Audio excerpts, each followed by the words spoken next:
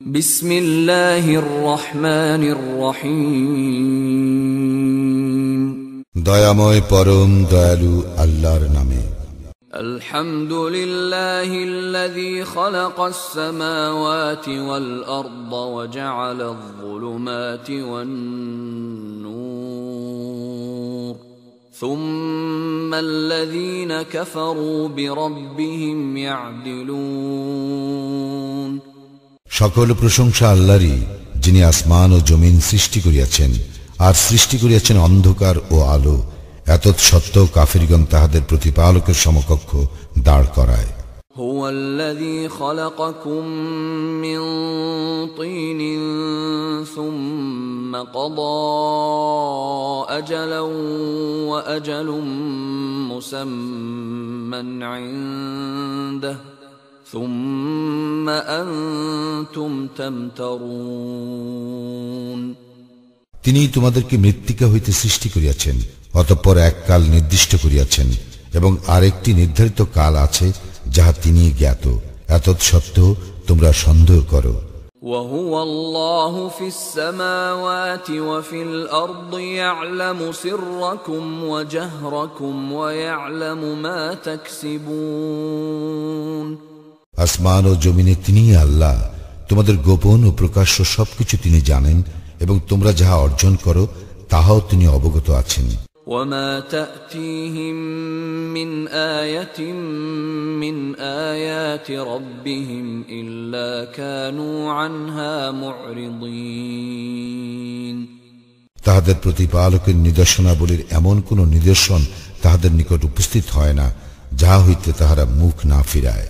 فقد كذبوا بالحق لما جاءهم فسوف يأتيهم أنباء ما كانوا به يستهزئون। সত্য যখন তাহাদের নিকট আসিয়াছে তাহারা উহা প্রত্যাখ্যান করিয়াছে, যাহা লইয়া তাহারা ঠাট্টা বিদ্রূপ করিত, উহার যথার্থ সংবাদ অচিরেই তাহাদের নিকট পৌঁছিবে। ألم يروا كم أهلكنا من قبلهم من قرن مكناهم في الأرض ما لم نمكن لكم وأرسلنا السماء عليهم مدرارا وجعلنا الأنهار تجري من تحتهم فأهلكناهم بذنوبهم وأنشأنا من بعدهم قرنا آخرين।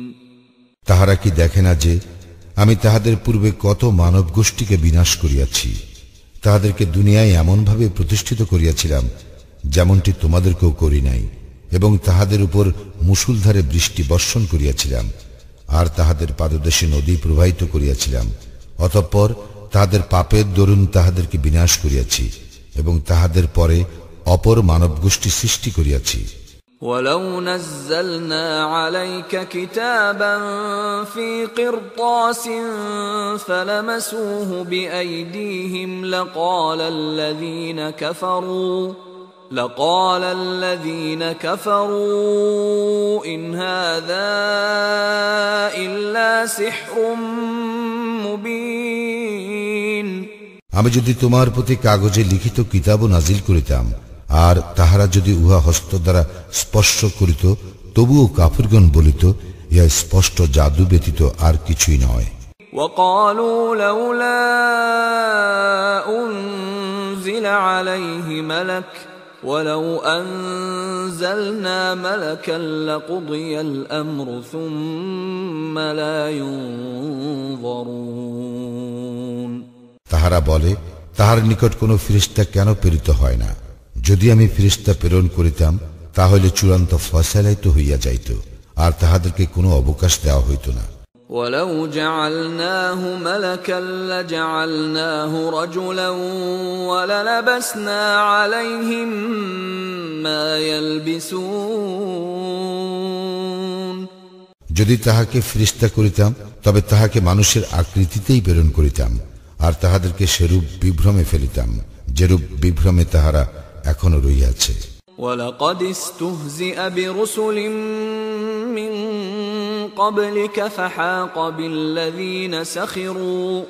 فَحَاقَ بِالَّذِينَ سَخِرُوا مِنْهُم مَّا كَانُوا بِهِ يَسْتَهْزِئُونَ। তোমার পূর্বে অনেক রাসূলকেই ঠাট্টা বিদ্রূপ করা হইয়াছে। তাহারা যাহা লইয়া ঠাট্টা বিদ্রূপ করিতেছিল, পরিণামে তাহাই বিদ্রূপকারীদের পরিবেষ্টন করিয়াছে। قُلْ سِيرُوا فِي الْأَرْضِ ثُمَّ انظُرُوا كَيْفَ كَانَ عَاقِبَةُ الْمُكَذِّبِينَ। বলো, তোমরা পৃথিবীতে পরিভ্রমণ করো, অতঃপর দেখো যারা সত্যকে অস্বীকার করিয়াছে তাহাদের পরিণাম কি হইয়াছিল। قُلْ لِمَن مَّا فِي السَّمَاوَاتِ وَالْأَرْضِ قُل لِّلَّهِ كَتَبَ عَلَى نَفْسِهِ الرَّحْمَةَ لَيَجْمَعَنَّكُمْ إِلَى يَوْمِ الْقِيَامَةِ لَا رَيْبَ فِيهِ الَّذِينَ خَسِرُوا أَنفُسَهُمْ فَهُمْ لَا يُؤْمِنُونَ। বলো, আসমান ও জমিনে যাহা আছে তাহা কাহার? বলো, আল্লাহরই। দয়া করা তিনি তাহার কর্তব্য বলিয়া স্থির করিয়াছেন। কিয়ামতের দিন তিনি তোমাদেরকে অবশ্যই একত্র করিবেন, ইহাতে কোনো সন্দেহ নাই। যাহারা নিজেরাই নিজেদের ক্ষতি করিয়াছে তাহারা ঈমান আনিবে না। وَلَهُ مَا سَكَنَ فِي اللَّيْلِ وَالنَّهَارِ وَهُوَ السَّمِيعُ الْعَلِيمُ। রাত্রি ও দিবসে যাহা কিছু থাকে তাহা তাহারই, এবং তিনি সর্বশ্রোতা সর্বজ্ঞ।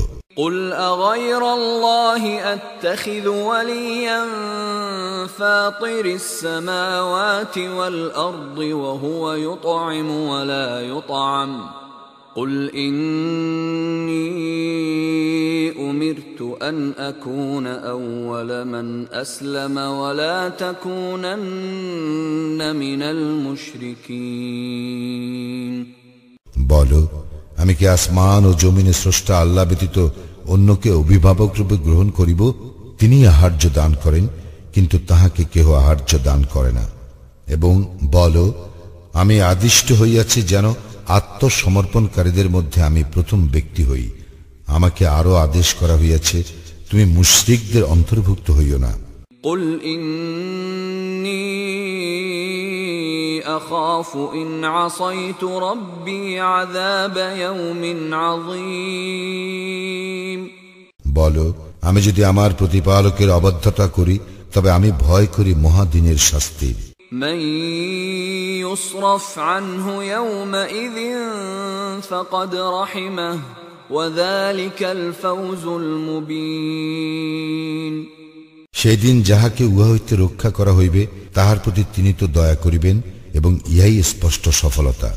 وَإِن يَمْسَسْكَ اللَّهُ بِضُرٍّ فَلَا كَاشِفَ لَهُ إِلَّا هُوَ وَإِن يَمْسَسْكَ بِخَيْرٍ فَهُوَ عَلَى كُلِّ شَيْءٍ قَدِيرٌ। আল্লাহ তোমাকে ক্লেশ দিলে তিনি ব্যতীত উহা মোচনকারী আর কেহ নাই, আর তিনি তোমার কল্যাণ করিলে তবে তিনিই তো সর্ববিষয়ে শক্তিমান। وَهُوَ الْقَاهِرُ فَوْقَ عِبَادِهِ وَهُوَ الْحَكِيمُ الْخَبِيرُ। তিনি আপন বান্দাদের উপর পরাক্রমশালী, তিনি প্রজ্ঞাময় জ্ঞাতা। قُلْ أَيُّ شَيْءٍ أَكْبَرُ شَهَادَةً قُلِ اللَّهُ شَهِيدٌ بَيْنِي وَبَيْنَكُمْ وَأُوحِيَ إِلَيَّ هَذَا الْقُرْآنُ لِأُنذِرَكُم بِهِ وَمَن بَلَغَ أَئِنَّكُمْ لَتَشْهَدُونَ أَنَّ مَعَ اللَّهِ آلِهَةً أُخْرَى قُل لَّا أَشْهَدُ قُلْ إِنَّمَا هُوَ إِلَٰهٌ وَاحِدٌ وَإِنَّنِي بَرِيءٌ مِّمَّا تُشْرِكُونَ। বলো, সাক্ষ্যতে সর্বশ্রেষ্ঠ বিষয় কি? বলো, আল্লাহ আমার ও তোমাদের মধ্যে সাক্ষী, এবং এই কুরআন আমার নিকট প্রেরিত হইয়াছে যেন তোমাদেরকে এবং যাহার নিকট ইহা পৌঁছিবে তাহাদেরকে এতদ দ্বারা আমি সতর্ক করি। তোমরা কি এই সাক্ষ্য দাও যে আল্লাহর সঙ্গে অন্য ইলাহ আছে? বলো, আমি সেই সাক্ষ্য দেই না। বলো, তিনি তো এক ইলাহ, এবং তোমরা যে শরীক করো তা হইতে আমি অবশ্যই নির্লিপ্ত। الذين آتيناهم الكتاب يعرفونه كما يعرفون أبناءهم الذين خسروا أنفسهم فهم لا يؤمنون। আমি যাহাদেরকে কিতাব দিয়াছি তাহারা তাহাকে সেইরূপ চেনে যেইরূপ চেনে তাহাদের সন্তানগণকে, যারা নিজেরাই নিজেদের ক্ষতি করিয়াছে, তাহারা বিশ্বাস করিবে না। ومن أظلم ممن افترى على الله كذبا أو كذب بآياته إنه لا يفلح الظالمون। যে ব্যক্তি আল্লাহ সম্বন্ধে মিথ্যা রচনা করে অথবা তাহার নিদর্শনকে প্রত্যাখ্যান করে, তাহার অপেক্ষা অধিক জালিম আর কে? জালিমরা আদৌ সফল কাম হয় না। ويوم نحشرهم جميعا ثم نقول للذين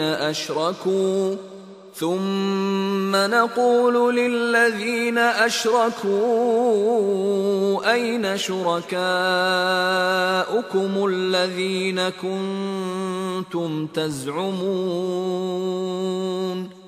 স্মরণ করো যেদিন তাহাদের সকলকে একত্র করিব, অতঃপর মুশরিকদেরকে বলিব, যাহাদেরকে তোমরা আমার শরীক মনে করিতে, তাহারা কোথায়? ثم لم تكن فتنتهم إلا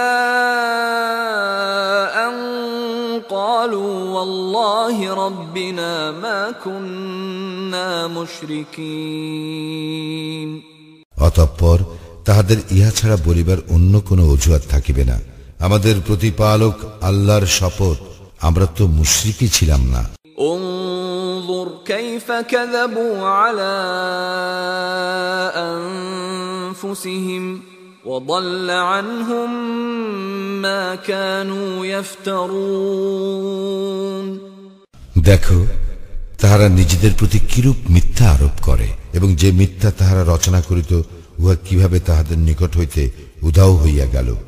ومنهم من يستمع إليك وجعلنا على قلوبهم أكنة أن يفقهوه وفي آذانهم وقرا وإن يروا كل آية لا يؤمنوا بها حتى إذا جاءوك يجادلونك يقول الذين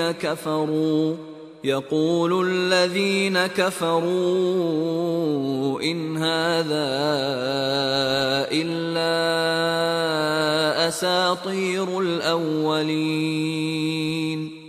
তাহাদের মধ্যে কতক তোমার দিকে কান পাতিয়া রাখে, কিন্তু আমি তাহাদের অন্তরের উপর আবরণ দিয়াছি যেন তাহারা তাহা উপলব্ধি করিতে না পারে। তাহাদেরকে বধির করিয়াছি এবং সমস্ত নিদর্শন প্রত্যক্ষ করিলেও তাহারা উহাতে ঈমান আনিবে না। এমনকি তাহারা যখন তোমার নিকট উপস্থিত হইয়া বিতর্কে লিপ্ত হয়, তখন কাফিরগণ বলে, ইহা তো পূর্ববর্তীদের উপকথা ব্যতীত আর কিছুই নয়। وهم ينهون عنه وينأون عنه وإن يهلكون إلا أنفسهم وما يشعرون। তাহারা অন্যকে উহা শ্রবণে বিরত রাখে এবং নিজেরাও উহা হইতে দূরে থাকে, আর তাহারা নিজেরাই শুধু নিজেদেরকে ধ্বংস করে, অথচ তাহারা উপলব্ধি করে না। ولو ترى إذ وقفوا على النار فقالوا يا ليتنا نرد ولا نكذب بآيات ربنا ونكون من المؤمنين। তুমি যদি দেখিতে পাইতে যখন তাহাদেরকে দোজখের পাশে দাঁড় করানো হইবে এবং তাহারা বলিবে, হায়, যদি আমাদের প্রত্যাবর্তন ঘটিত, তবে আমরা আমাদের প্রতিপালকের নিদর্শনকে অস্বীকার করিতাম না এবং আমরা মুমিনদের অন্তর্ভুক্ত হইতাম। بل بدا لهم ما كانوا يخفون من قبل ولو ردوا لعادوا لما نهوا عنه وإنهم لكاذبون। না, পূর্বে তাহারা যাহা গোপন করিত তাহা এখন তাহাদের নিকট প্রকাশ পাইয়াছে, এবং তাহারা প্রত্যাবর্তিত হইলেও যাহা করিতে তাহাদেরকে নিষেধ করা হইয়াছিল পুনরায় তাহারা তাহাই করিত, এবং নিশ্চয়ই তাহারা মিথ্যাবাদী। وقالوا إن هي إلا حياتنا الدنيا وما نحن بمبعوثين। তাহারা বলে, আমাদের পার্থিব জীবনেই একমাত্র জীবন এবং আমরা পুনরুত্থিত হইব না। ولو ترى إذ وقفوا على ربهم قال أليس هذا بالحق قالوا بلى وربنا قال فذوقوا العذاب بما كنتم تكفرون। তুমি যদি দেখিতে পাইতে তাহাদেরকে যখন তাহাদের প্রতিপালকের সম্মুখে দাঁড় করানো হইবে এবং তিনি বলিবেন, ইহা কি প্রকৃত সত্য নয়? তাহারা বলিবে, আমাদের প্রতিপালকের শপথ, নিশ্চয়ই সত্য। তিনি বলিবেন, তবে তোমরা যে কুফরি করিতে তজ্জন্য তোমরা এখন শাস্তি ভোগ করো। قد خسر الذين كذبوا بلقاء الله حتى إذا جاءتهم الساعة بغتة قالوا يا حسرتنا على ما فرطنا فيها وهم يحملون أوزارهم على ظهورهم ألا ساء ما يزرون। যাহারা আল্লাহর সম্মুখীন হওয়াকে মিথ্যা বলিয়াছে তাহারা অবশ্যই ক্ষতিগ্রস্ত হইয়াছে। এমনকি অকস্মাৎ তাহাদের নিকট যখন কিয়ামত উপস্থিত হইবে তখন তাহারা বলিবে, হায়, ইহাকে আমরা যে অবহেলা করিয়াছি তজ্জন্য আক্ষেপ। তাহারা তাহাদের পৃষ্ঠে নিজেদের পাপ বহন করিবে। দেখো, তাহারা যাহা বহন করিবে তাহা অতি নিকৃষ্ট। وما الحياة الدنيا إلا لعب ولهو وللدار الآخرة خير للذين يتقون أفلا تعقلون। পার্থিব জীবন তো ক্রীড়া কৌতুক ব্যতীত আর কিছুই নয়, এবং যাহারা তাকওয়া অবলম্বন করে তাহাদের জন্য আখিরাতের আবাসই শ্রেয়। তোমরা কি অনুধাবন করো না? قد نعلم إنه ليحزنك الذي يقولون فإنهم لا يكذبونك ولكن الظالمين بآيات الله يجحدون। আমি অবশ্যই জানি যে তাহারা যাহা বলে তাহা তোমাকে নিশ্চিতই কষ্ট দেয়, কিন্তু তাহারা তোমাকে তো মিথ্যাবাদী বলে না, বরং জালিমরা আল্লাহর আয়াতকে অস্বীকার করে। وَلَقَدْ كُذِّبَتْ رُسُلٌ مِّن قَبْلِكَ فَصَبَرُوا عَلَى مَا كُذِّبُوا وَأُوذُوا حَتَّى أَتَاهُمْ نَصْرُنَا وَلَا مُبَدِّلَ لِكَلِمَاتِ اللَّهِ وَلَقَدْ جَاءَكَ مِن نَّبَإِ الْمُرْسَلِينَ। তোমার পূর্বে অনেক রাসূলকে অবশ্যই মিথ্যাবাদী বলা হইয়াছিল, কিন্তু তাহাদেরকে মিথ্যাবাদী বলা ও ক্লেশ দেওয়া সত্ত্বেও তারা ধৈর্য ধারণ করিয়াছিল, যে পর্যন্ত না আমার সাহায্য তাহাদের নিকট আসিয়াছে। আল্লাহর আদেশ কেহ পরিবর্তন করিতে পারে না। রাসূলগণের সম্বন্ধেও কিছু সংবাদ তো তোমার নিকট আসিয়াছে।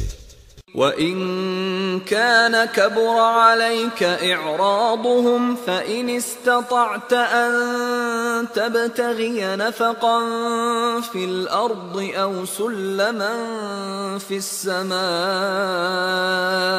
فَتَأْتِيَهُم بِآيَةٍ وَلَوْ شَاءَ اللَّهُ لَجَمَعَهُمْ عَلَى الْهُدَى فَلَا تَكُونَنَّ مِنَ الْجَاهِلِينَ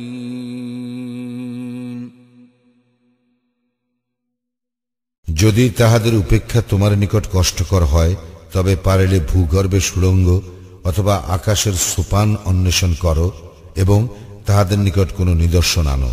আল্লাহ ইচ্ছা করিলে তাহাদের সকলকে অবশ্যই সৎপথে একত্র করিতেন। সুতরাং তুমি মূর্খদের অন্তর্ভুক্ত হইও না। إنما يستجيب الذين يسمعون والموتى يبعثهم الله ثم إليه يرجعون যাহারা শ্রবণ করে শুধু তাহারাই ডাকে সাড়া দেয়, আর মৃতকে আল্লাহ পুনর্জীবিত করিবেন, অতঃপর তাহার দিকেই তাহারা প্রত্যান্বিত হইবে।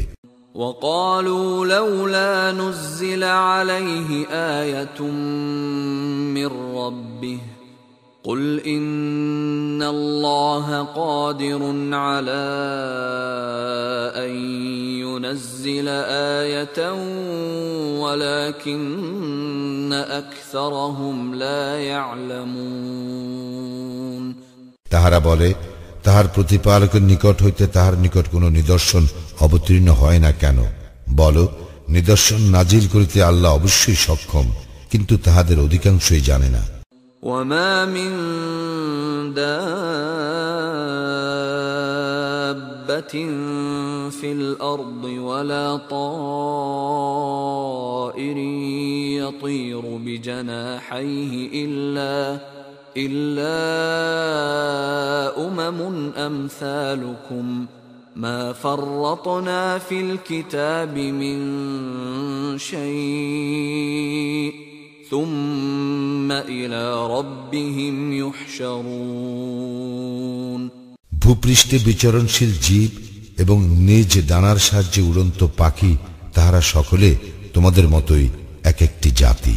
কিতাবে কোনো কিছুই আমি বাদ দেই নাই, অতঃপর স্বীয় প্রতিপালকের দিকে তাহাদেরকে একত্র করা হইবে।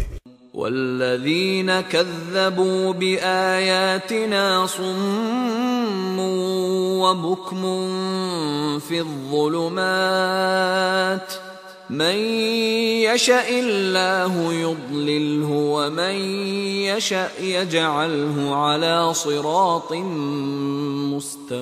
مستقيم যাহারা আমার আয়াতসমূহকে অস্বীকার করে তাহারা বধির ও মুখ অন্ধকারে রহিয়াছে।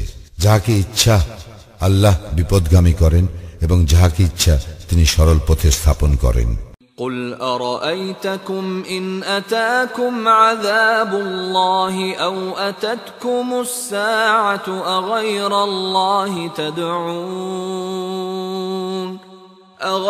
الله تدعون إن كنتم صادقين বলো, তোমরা ভাবিয়া দেখো যে আল্লাহর শাস্তি তোমাদের উপর আপতিত হইলে অথবা তোমাদের নিকট কিয়ামত উপস্থিত হইলে তোমরা কি আল্লাহ ব্যতীত অন্য কাহাকেও ডাকিবে, যদি তোমরা সত্যবাদী হও? بل إياه تدعون فيكشف ما تدعون إليه إن شاء وتنسون ما تشركون না, তোমরা শুধু তাহাকেই ডাকিবে।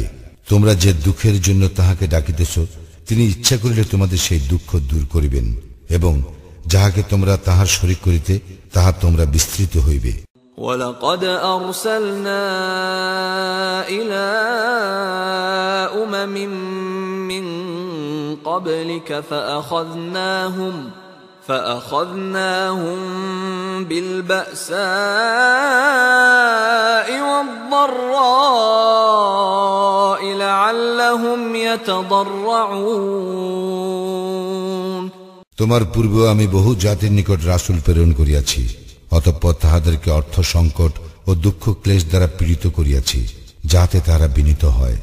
فلولا إذ جاءهم بأسنا تضرعوا ولكن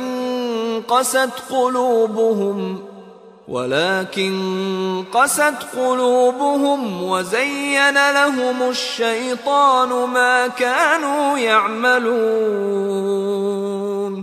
আমার শাস্তি যখন তাহাদের উপর আপতিত হইল, তখন তাহারা কেন বিনীত হইল না?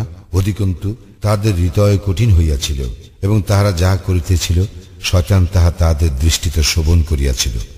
فلما نسوا ما ذكروا به فتحنا عليهم أبواب كل شيء حتى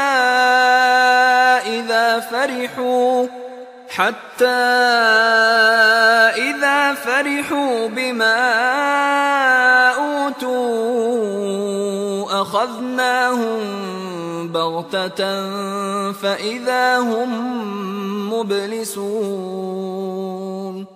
তাহাদেরকে যে উপদেশ দেওয়া হয়েছিল, তাহারা যখন তাহা বিস্তৃত হইল, তখন আমি তাহাদের জন্য সমস্ত কিছুর দ্বার উন্মুক্ত করিয়া দিলাম।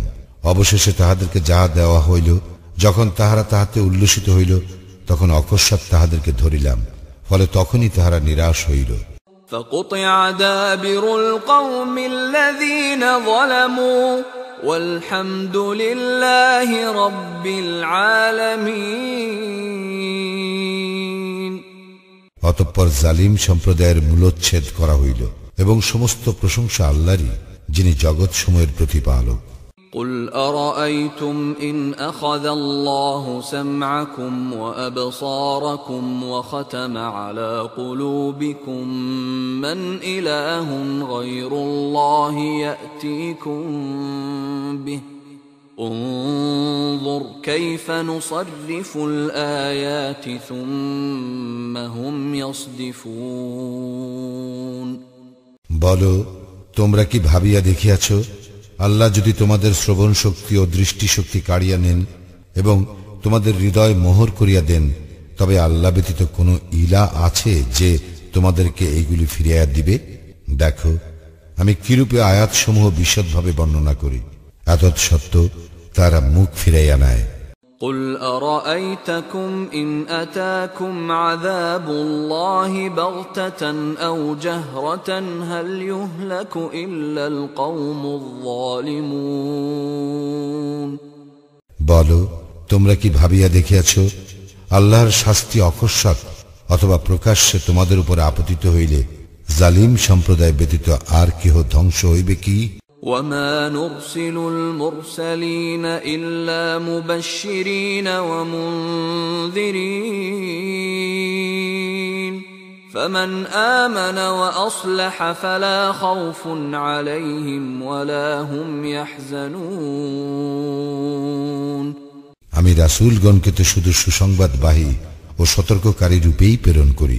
কেহ ঈমান আনিলে ও নিজকে সংশোধন করিলে তাহার কোনো ভয় নাই এবং সে দুঃখিত হইবে না। والذين كذبوا بآياتنا يمسهم العذاب بما كانوا يفسقون। যাহারা আমার নিদর্শনসমূহকে মিথ্যা বলিয়াছে, সত্য ত্যাগের জন্য তাহাদের উপর শাস্তি আপতিত হইবে। قل لا أقول لكم عندي خزائن الله ولا أعلم الغيب ولا أقول لكم إني ملك إن أتبع إلا ما يوحى إلي قل هل يستوي الأعمى والبصير أفلا تتفكرون। বলো, আমি তোমাদেরকে ইহা বলি না যে আমার নিকট আল্লাহর ধনভাণ্ডার আছে, অদৃশ্য সম্বন্ধ আমি অবগত নই, এবং তোমাদেরকে ইহাও বলি না যে আমি ফিরিস্তা, আমার প্রতি যাহা ওই হয় আমি শুধু তাহারই অনুসরণ করি। বলো, অন্ধ ও চক্ষুষ্মান কি সমান? তোমরা কি অনুধাবন করো না? وأنذر به الذين يخافون أن يحشروا إلى ربهم ليس لهم من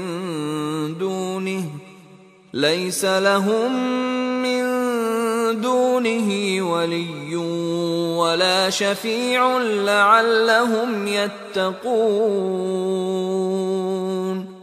তুমি ইহা দ্বারা তাহাদেরকে সতর্ক করিয়া দাও যাহারা ভয় করে যে তাহাদেরকে তাহাদের প্রতিপালকের নিকট সমবেত করা হইবে এমন অবস্থায় যে তিনি ব্যতীত তাহাদের কোনো অভিভাবক বা সুপারিশকারী থাকিবে না, হয়তো তাহারা সাবধান হইবে। ولا تطرد الذين يدعون ربهم بالغداة والعشي يريدون وجهه ما عليك من حسابهم من شيء وما من حسابك عليهم من شيء فتطردهم فتكون من الظالمين যাহারা তাহাদের প্রতিপালককে প্রাতে ও সন্ধ্যায় তাহার সন্তুষ্টি লাভার্থে ডাকে তাহাদেরকে তুমি বিতাড়িত করিও না। তাহাদের কর্মের জবাবদিহির দায়িত্ব তোমার নয় এবং তোমার কোনো কর্মের জবাবদিহির দায়িত্ব তাহাদের নয় যে তুমি তাহাদেরকে বিতাড়িত করিলে তুমি জালিমদের অন্তর্ভুক্ত হইবে। وكذلك فتنا بعضهم ببعض ليقولوا أهؤلاء من الله عليهم من بيننا أليس الله بأعلم بالشاكرين আমি এইভাবে তাহাদের এক দলকে অন্য দল দ্বারা পরীক্ষা করিয়াছি যেন তাহারা বলে আমাদের মধ্যে কি ইহাদের প্রতি আল্লাহ অনুগ্রহ করিলেন? আল্লাহ কি কৃতজ্ঞ লোকদের সম্বন্ধে সবিশেষ অবহিত নন? وَإِذَا جَاءَكَ الَّذِينَ يُؤْمِنُونَ بِآيَاتِنَا فقل سلام عليكم كتب ربكم على نفسه الرحمة أنه من عمل منكم سوءا بجهالة ثم تاب من بعده وأصلح فأنه غفور رحيم যাহারা আমার আয়াত সমূহ ঈমান আনে তাহারা যখন তোমার নিকট আসে তখন তাহাদেরকে তুমি বলিও তোমাদের প্রতি শান্তি বর্ষিত হোক, তোমাদের প্রতিপালক দয়া করা তাহার কর্তব্য বলিয়া স্থির করিয়াছেন। তোমাদের মধ্যে কেউ অজ্ঞাতবশত যদি মন্দ কাজ করে অতঃপর তওবা করে এবং সংশোধন করে তবে তো আল্লাহ ক্ষমাশীল পরম দয়ালু। وَكَذَلِكَ نُفَصِّلُ الْآيَاتِ وَلِتَسْتَبِينَ سَبِيلُ الْمُجْرِمِينَ এইভাবে আমি আয়াতসমূহ বিশদভাবে বর্ণনা করি আর ইহাতে অপরাধীদের পথ স্পষ্টভাবে প্রকাশ পায়। قُلْ إِنِّي نُهِيتُ أَنْ أَعْبُدَ الَّذِينَ تَدْعُونَ مِن دُونِ اللَّهِ قُلْ لَا أَتَّبِعُ أَهْوَاءَكُمْ قَدْ ضَلَلْتُ إِذًا وَمَا أَنَا مِنَ الْمُهْتَدِينَ বলো তোমরা আল্লাহ ব্যতীত যাহাদেরকে আহ্বান করো তাহাদের ইবাদত করিতে আমাকে নিষেধ করা হইয়াছে।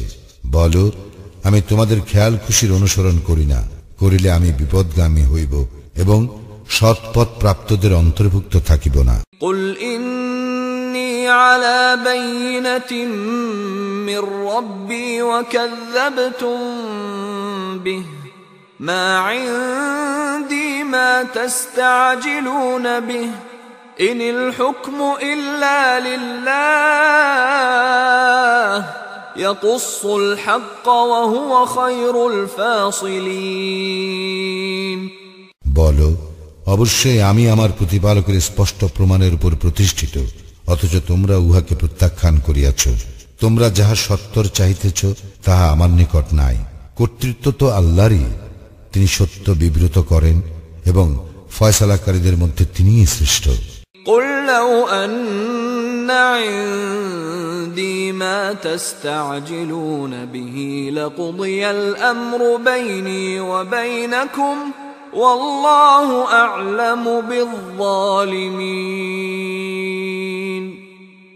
বলো, তোমরা যাহা সত্তর চাহিতেছ তাহা যদি আমার নিকট থাকিত, তবে আমার ও তোমাদের মধ্যকার ব্যাপারে তো ফয়সালা হইয়াই যাইত, এবং আল্লাহ জালিমদের সম্বন্ধে সবিশেষ অবহিত। وعنده مفاتح الغيب لا يعلمها إلا هو ويعلم ما في البر والبحر وما تسقط من ورقة إلا يعلمها ولا حبة في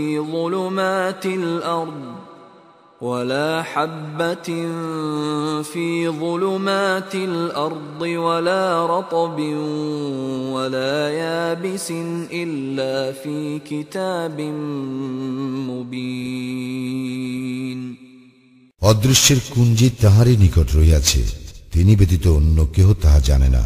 জলে ও স্থলে যাহা কিছু আছে তাহা তিনিই অবগত, তাহার অজ্ঞাতসারে একটি পাতাও পড়ে না। মৃত্তিকার অন্ধকারে এমন কোন শস্য কণাও অঙ্কুরিত হয় না, অথবা রসযুক্ত কিংবা শুষ্ক এমন কোন বস্তু নাই যা সুস্পষ্ট কিতাবে নাই।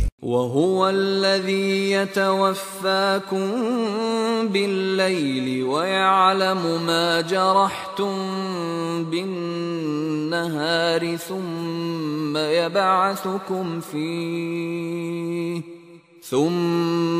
يبعثكم فيه ليقضى أجل مسمى ثم إليه مرجعكم ثم ينبئكم بما كنتم تعملون তিনি রাত্রিকালে তোমাদের মৃত্যু ঘটান এবং দিবসে তোমরা যাহা করো তাহা তিনি জানেন। অতঃপর দিবসে তোমাদেরকে তিনি পুনর্জাগরিত করেন, যাহাতে নির্ধারিত কাল পূর্ণ হয়। অতঃপর তাহার দিকেই তোমাদের প্রত্যাবর্তন। অনন্তর তোমরা যাহা করো সে সম্বন্ধে তোমাদেরকে তিনি অবহিত করিবেন। وهو القاهر فوق عباده ويرسل عليكم حفظة حتى إذا جاء أحدكم الموت توفته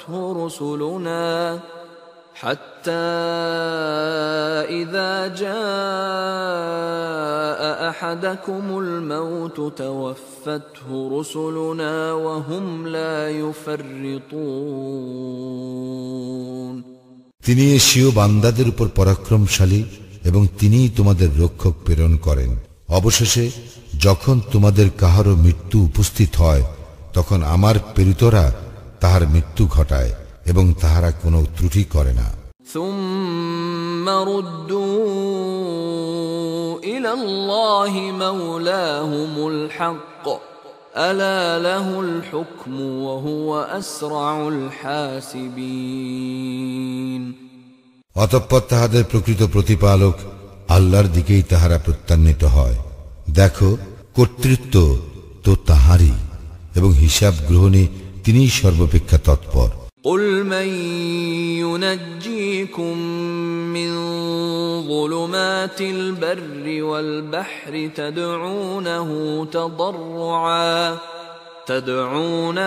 تضرعا وخفية لئن أنجانا من هذه لنكونن من الشاكرين বলো, কে তোমাদেরকে ত্রাণ করে স্থলভাগের ও সমুদ্রের অন্ধকার হইতে যখন তোমরা কাতর ভাবে এবং গোপনে তাহার নিকট অনুনয় করো?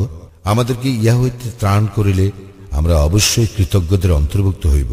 قل الله ينجيكم منها ومن كل كرب ثم أنتم تشركون বলো, আল্লাহই তোমাদেরকে উহা হইতে এবং সমস্ত দুঃখ কষ্ট হইতে পরিত্রাণ করেন, এতদ সত্ত্বেও তোমরা তাহার শরীক করো। قل هو القادر على أن يبعث عليكم عذابا من فوقكم أو من تحت أرجلكم أو يلبسكم شيعا ويذيق بعضكم بأس بعض انظر كيف نصرف الآيات لعلهم يفقهون বলো, তোমাদের ঊর্ধ্বদেশ অথবা পাদদেশ হইতে শাস্তি প্রেরণ করিতে, অথবা তোমাদেরকে বিভিন্ন দলে বিভক্ত করিতে, অথবা এক দলকে অপর দলের সংঘর্ষের আস্বাদ গ্রহণ করাইতে তিনিই সক্ষম। দেখো আমি কিরূপে বিভিন্ন প্রকারে আয়াতসমূহ বিব্রত করি, যাতে তারা অনুধাবন করে। وكذب به قومك وهو الحق قل لست عليكم بوكيل তোমার সম্প্রদায় তো উহাকে মিথ্যা বলিয়াছে, অথচ উহা সত্য। বলো, আমি তোমাদের কার্যনির্বাহক নই। لكل نبأ مستقر وسوف تعلمون প্রত্যেক বার্তার জন্য নির্ধারিত কাল রহিয়াছে এবং শীঘ্রই তোমরা অবহিত হইবে। وَإِذَا رَأَيْتَ الَّذِينَ يَخُوضُونَ فِي آيَاتِنَا فَأَعْرِضْ عَنْهُمْ حَتَّى يَخُوضُوا فِي حَدِيثٍ غَيْرِهِ وَإِمَّا يُنْسِيَنَّكَ الشَّيْطَانُ فَلَا تَقْعُدْ بَعْدَ الذِّكْرَى مَعَ الْقَوْمِ الظَّالِمِينَ তুমি যখন দেখো তাহারা আমার আয়াতসমূহ সম্বন্ধে উপহাসমূলক আলোচনায় মগ্ন হয়, তখন তুমি তাহাদের হইতে সরিয়া পড়িবে, যে পর্যন্ত না তাহারা অন্য প্রসঙ্গে প্রবৃত্ত হয়। এবং শয়তান যদি তোমাকে ভ্রমে ফেলে, তবে স্মরণ হওয়ার পরে জালিম সম্প্রদায়ের সঙ্গে বসিবে না। وَمَا عَلَى الَّذِينَ يَتَّقُونَ مِنْ حِسَابِهِمْ مِنْ شَيْءٍ وَلَكِنْ ذِكْرَى لَعَلَّهُمْ يَتَّقُونَ উহাদের কর্মের জবাবদিহির দায়িত্ব তাহাদের নয়, যাহারা তাকওয়া অবলম্বন করে, তবে উপদেশ দেওয়া তাহাদের কর্তব্য, যাতে উহারাও তাকওয়া অবলম্বন করে। وَذَرِ الَّذِينَ اتَّخَذُوا دِينَهُمْ لَعِبًا وَلَهْوًا وَغَرَّتْهُمُ الْحَيَاةُ الدُّنْيَا وَذَكِّرْ بِهِ أَن تُبْسَلَ نَفْسٌ بِمَا كَسَبَتْ لَيْسَ لَهَا مِن دُونِ اللَّهِ وَلِيٌّ وَلَا شَفِيعٌ ليس لها من دون الله ولي ولا شفيع وإن تعدل كل عدل لا يؤخذ منها أولئك الذين أبسلوا بما كسبوا لهم شراب من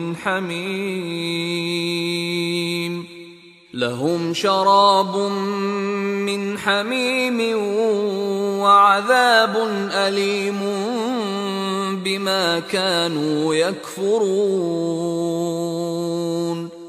যাহারা তাহাদের দিনকে ক্রীড়া কৌতুক রূপে গ্রহণ করে এবং পার্থিব জীবন যাহাদেরকে প্রতারিত করে, তুমি তাহাদের সঙ্গ বর্জন করো এবং ইহা দ্বারা তাহাদেরকে উপদেশ দাও, যাহাতে কেহ নিজ কৃতকর্মের জন্য ধ্বংস না হয়।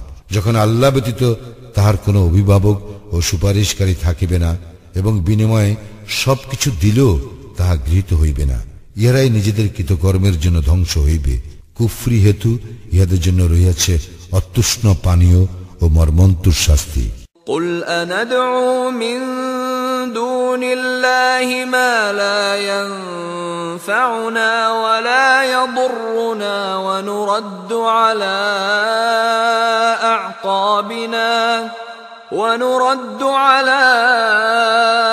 أعقابنا بعد إذ هدانا الله كالذي استهوته الشياطين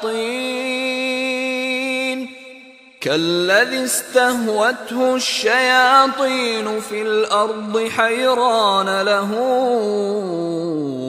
أصحاب يدعونه إلى الهدى ائتنا قل إن هدى الله هو الهدى وأمرنا لنسلم لرب العالمين বলো, আল্লাহ ব্যতীত আমরা কি এমন কিছুকে ডাকিব যাহা আমাদের কোনো উপকার কিংবা অপকার করিতে পারে না? আল্লাহ আমাদেরকে সৎপথ প্রদর্শনের পর আমরা কি সেই ব্যক্তির ন্যায় পূর্ব অবস্থায় ফিরিয়া যাইব যাহাকে শয়তান দুনিয়ায় পথ ভুলাইয়া হয়রান করিয়াছে? যদিও তাহার সহচরগণ তাহাকে ঠিক পথে আহ্বান করিয়া বলে, আমাদের নিকট আসো। বলো, আল্লাহর পথই তো পথ, এবং আমরা আদিষ্ট হইয়াছি জগৎসমূহের প্রতিপালকের নিকট আত্মসমর্পণ করিতে। وأن أقيموا الصلاة واتقوه وهو الذي إليه تحشرون। এবং সালাত কায়েম করিতে ও তাহাকে ভয় করিতে এবং তাহারই নিকট তোমাদেরকে সমবেত করা হইবে। وهو الذي خلق السماوات والأرض بالحق ويوم يقول كن فيكون قوله الحق وله الملك يوم ينفخ في الصور عالم الغيب والشهادة وهو الحكيم الخبير। তিনি যথাবিধি আকাশ মণ্ডলী ও পৃথিবী সৃষ্টি করিয়াছেন। যখন তিনি বলেন হও, তখনই হইয়া যায়। তাহার কথাই সত্য। যেদিন সিংহায় ফুৎকার দেওয়া হইবে, সেদিনকার কর্তৃত্ব তো তাহারই। অদৃশ্য ও দৃশ্য সবকিছু সম্বন্ধে তিনি পরিজ্ঞাত, আর তিনি প্রজ্ঞাময়, সবিশেষ অবহিত। وَإِذْ قَالَ إِبْرَاهِيمُ لِأَبِيهِ آزَرَ أَتَتَّخِذُ أَصْنَامًا آلِهَةً إِنِّي أَرَاكَ وَقَوْمَكَ فِي ضَلَالٍ مُبِينٍ। স্মরণ করো, ইব্রাহিম তাহার পিতা আজরকে বলিয়াছিল, আপনি কি মূর্তিকে ইলাহরূপে গ্রহণ করেন? আমি তো আপনাকে ও আপনার সম্প্রদায়কে স্পষ্ট ভ্রান্তিতে দেখিতেছি। وَكَذَلِكَ نُرِي إِبْرَاهِيمَ مَلَكُوتَ السَّمَاوَاتِ وَالْأَرْضِ وَلِيَكُونَ مِنَ الْمُوقِنِينَ। এইভাবে আমি ইব্রাহিমকে আকাশ মণ্ডলীয় পৃথিবীর পরিচালনা ব্যবস্থা দেখাই, যাহাতে সে নিশ্চিত বিশ্বাসীদের অন্তর্ভুক্ত হয়। فَلَمَّا جَنَّ عَلَيْهِ اللَّيْلُ رَأَى كَوْكَبًا قَالَ هَذَا رَبِّي فَلَمَّا أَفَلَ قَالَ لَا أُحِبُّ الْآفِلِينَ। অতঃপর রাত্রির অন্ধকার যখন তাহাকে আচ্ছন্ন করিল, তখন সে নক্ষত্র দেখিয়া বলিল, ইহাই আমার প্রতিপালক। অতঃপর যখন উহা অস্তমিত হইল, তখন সে বলিল, যাহা অস্তমিত হয় তাহা আমি পছন্দ করি না। فَلَمَّا رَأَى الْقَمَرَ بَازِغًا قَالَ هَذَا رَبِّي فَلَمَّا أَفَلَ قَالَ لَئِن لَّمْ يَهْدِنِي رَبِّي لَأَكُونَنَّ مِنَ الْقَوْمِ الضَّالِّينَ।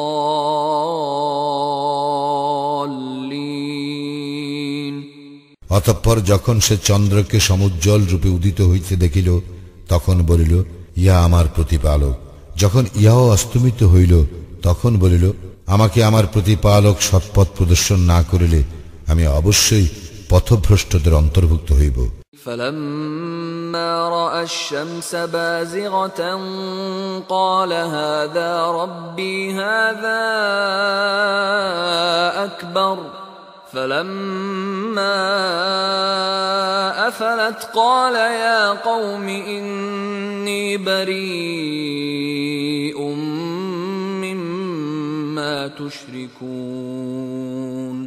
অতঃপর যখন সে সূর্যকে দীপ্তিমান রূপে উদিত হইতে দেখিল, তখন বলিল, ইহা আমার প্রতিপালক, ইহা সর্ববৃহৎ। যখন ইহাও অস্তমিত হইল, তখন সে বলিল, হে আমার সম্প্রদায়, তোমরা যাহাকে আল্লাহর শরীক করো তাহার সঙ্গে আমার কোনো সংস্রব নাই। ইন্নী ওয়াজ্জাহতু ওয়াজহিয়া লিল্লাযী ফাতারাস সামাওয়াতি ওয়াল আরদা হানিফা ওয়া মা আনা মিনাল মুশরিকিন।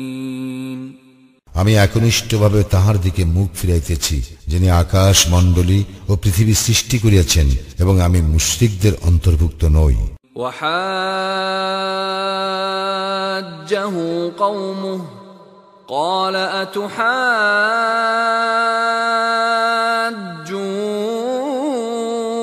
أتحاجوني في الله وقد هدان ولا أخاف ما تشركون به إلا أن يشاء ربي شيئا وسع ربي كل شيء علما أفلا تتذكرون। তার সম্প্রদায় তাহার সঙ্গে বিতর্কে লিপ্ত হইল। সে বলিল, তোমরা কি আল্লাহ সম্বন্ধে আমার সঙ্গে বিতর্কে লিপ্ত হইবে? তিনি তো আমাকে সৎপথে পরিচালিত করিয়াছেন। আমার প্রতিপালক অন্যবিধ ইচ্ছা না করিলে তোমরা যাহাকে তাহার শরীক করো তাহাকে আমি ভয় করি না। সবকিছুই আমার প্রতিপালকের জ্ঞানায়ত্ত। তবে কি তোমরা অনুধাবন করিবে না? وكيف أخاف ما أشركتم ولا تخافون أنكم أشركتم بالله ما لم ينزل به عليكم سلطانا فأي الفريقين أحق بالأمن إن كنتم تعلمون। তোমরা যাকে আল্লাহর শরীক করো আমি তাহাকে কিরূপে ভয় করিব, অথচ তোমরা আল্লাহর শরীক করিতে ভয় করো না, যে বিষয়ে তিনি তোমাদেরকে কোনো সনদ দেন নাই। সুতরাং যদি তোমরা জানো তবে বলো, দুই দলের মধ্যে কোন দল নিরাপত্তা লাভের বেশি হকদার? الذين آمنوا ولم يلبسوا إيمانهم بظلم أولئك لهم الأمن وهم مهتدون। যাহারা ঈমান আনিয়াছে এবং তাহাদের ঈমানকে জুলুম দ্বারা কলুষিত করে নাই, নিরাপত্তা তাহাদেরই জন্য এবং তাহারাই সৎপথ প্রাপ্ত। وتلك حجتنا آتيناها إبراهيم على قومه نرفع درجات من نشاء إن ربك حكيم عليم। আর ইহা আমার যুক্তি প্রমাণ, যাহা ইব্রাহিমকে দিয়াছিলাম তার সম্প্রদায়ের মোকাবিলায়। আমি যাহাকে ইচ্ছা মর্যাদায় উন্নীত করি, নিশ্চয়ই তোমার প্রতিপালক প্রজ্ঞাময়, সর্বজ্ঞ।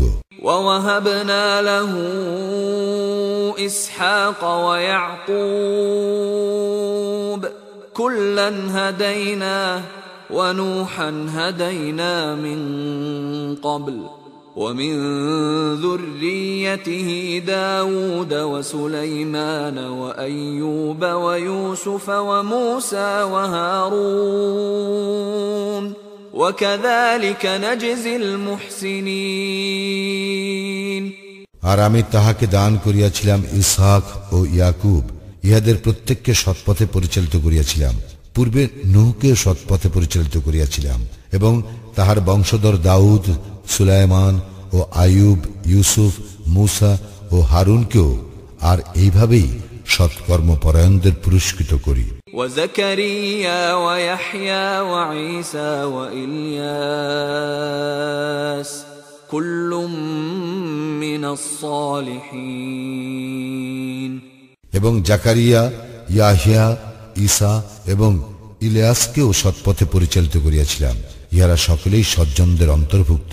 وإسماعيل واليسع ويونس ولوطا وكلا فضلنا على العالمين।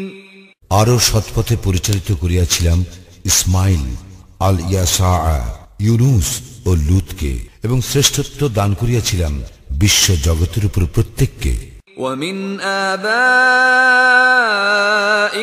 وذرياتهم وإخوانهم واجتبيناهم وهديناهم إلى صراط مستقيم এবং ইহাদের পিতৃপুরুষ বংশধর ও ভাতৃবৃন্দের কতককে আমি তাহাদেরকে মনোনীত করিয়াছিলাম এবং সরল পথে পরিচালিত করিয়াছিলাম।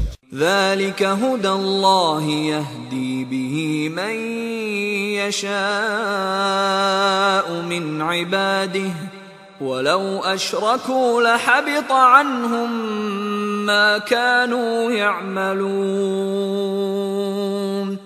ইহা আল্লাহর হিদায়াত, স্বীয় বান্দাদের মধ্যে যাহাকে ইচ্ছা তিনি ইহার দ্বারা সৎপথে পরিচালিত করেন। তাহারা যদি শিরক করিত তবে তাহাদের কৃতকর্ম নিষ্ফল হইতই। أولئك الذين آتيناهم الكتاب والحكم والنبوة فإن يكفر بها هؤلاء فقد وكلنا بها قوما ليسوا بها بكافرين আমি উহাদেরকেই কিতাব, কর্তৃত্ব ও নবুয়াত দান করিয়াছি। অতঃপর যদি ইহারা এইগুলিকে প্রত্যাখ্যানও করে তবে আমি তো এমন এক সম্প্রদায়ের প্রতি এইগুলির ভার অর্পণ করিয়াছি যারা এইগুলি প্রত্যাখ্যান করিবে না। উলাইকা আল্লাযীনা হাদাল্লাহ ফাবিহুদাহু মুকতাদিহ قل لا أسألكم عليه أجرا إن هو إلا ذكرى للعالمين উহাদেরকেই আল্লাহ সৎপথে পরিচালিত করিয়াছেন, সুতরাং তুমি তাহাদের পথের অনুসরণ করো। বলো, ইহার জন্য আমি তোমাদের নিকট পারিশ্রমিক চাই না, ইহা তো শুধু বিশ্ব জগতের জন্য উপদেশ। وما قدروا الله حق قدره إذ قالوا ما أنزل الله على بشر من شيء قل من أنزل الكتاب الذي جاء به موسى نورا وهدى للناس تجعلونه قراطيس تبدونها وتخفون كثيرا وعلمتم ما لم تعلموا أنتم ولا آباؤكم قل الله ثم ذرهم في خوضهم يلعبون তাহারা আল্লাহর যথার্থ মর্যাদা উপলব্ধি করে নাই যখন তাহারা বলে আল্লাহ মানুষের নিকট কিছুই নাজিল করেন নাই। বলো, কে নাজিল করিয়াছেন মুসার আনিত কিতাব, যাহা মানুষের জন্য আলো ও পথ নির্দেশ ছিল? তাহা তোমরা বিভিন্ন পৃষ্ঠায় লিপিবদ্ধ করিয়া কিছু প্রকাশ করো ও যাহার অনেকাংশ গোপন রাখো, এবং যাহা তোমাদের পিতৃপুরুষগণ ও তোমরা জানিতে না তাহ শিক্ষা দেওয়া হইয়াছিল। বলো, আল্লাহই। অতঃপর তাহাদেরকে তাহাদের নিরর্থক আলোচনার রূপ খেলায় মগ্ন হইতে দাও। وهذا كتاب أنزلناه مبارك مصدق الذي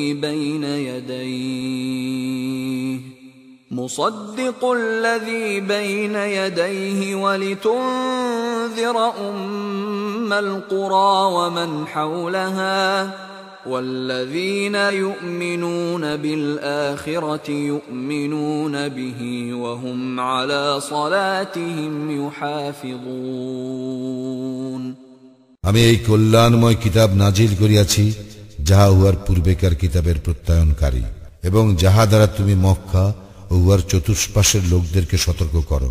যাহারা আখিরাতে বিশ্বাস করে তাহারা উহাতে বিশ্বাস করে এবং তাহারা তাহাদের সালাতের হেফাজত করে। ومن أظلم ممن افترى على الله كذبا أو قال أوحي إلي ولم يوح إليه شيء ومن قال سأنزل مثل ما أنزل الله ولو ترى إذ الظالمون في غمرات الموت والملائكة باسطوا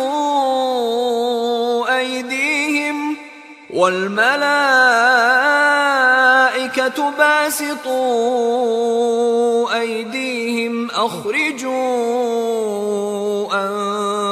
أنفسكم اليوم تجزون عذاب الهون بما كنتم تقولون على الله غير الحق وكنتم عن آياته تستكبرون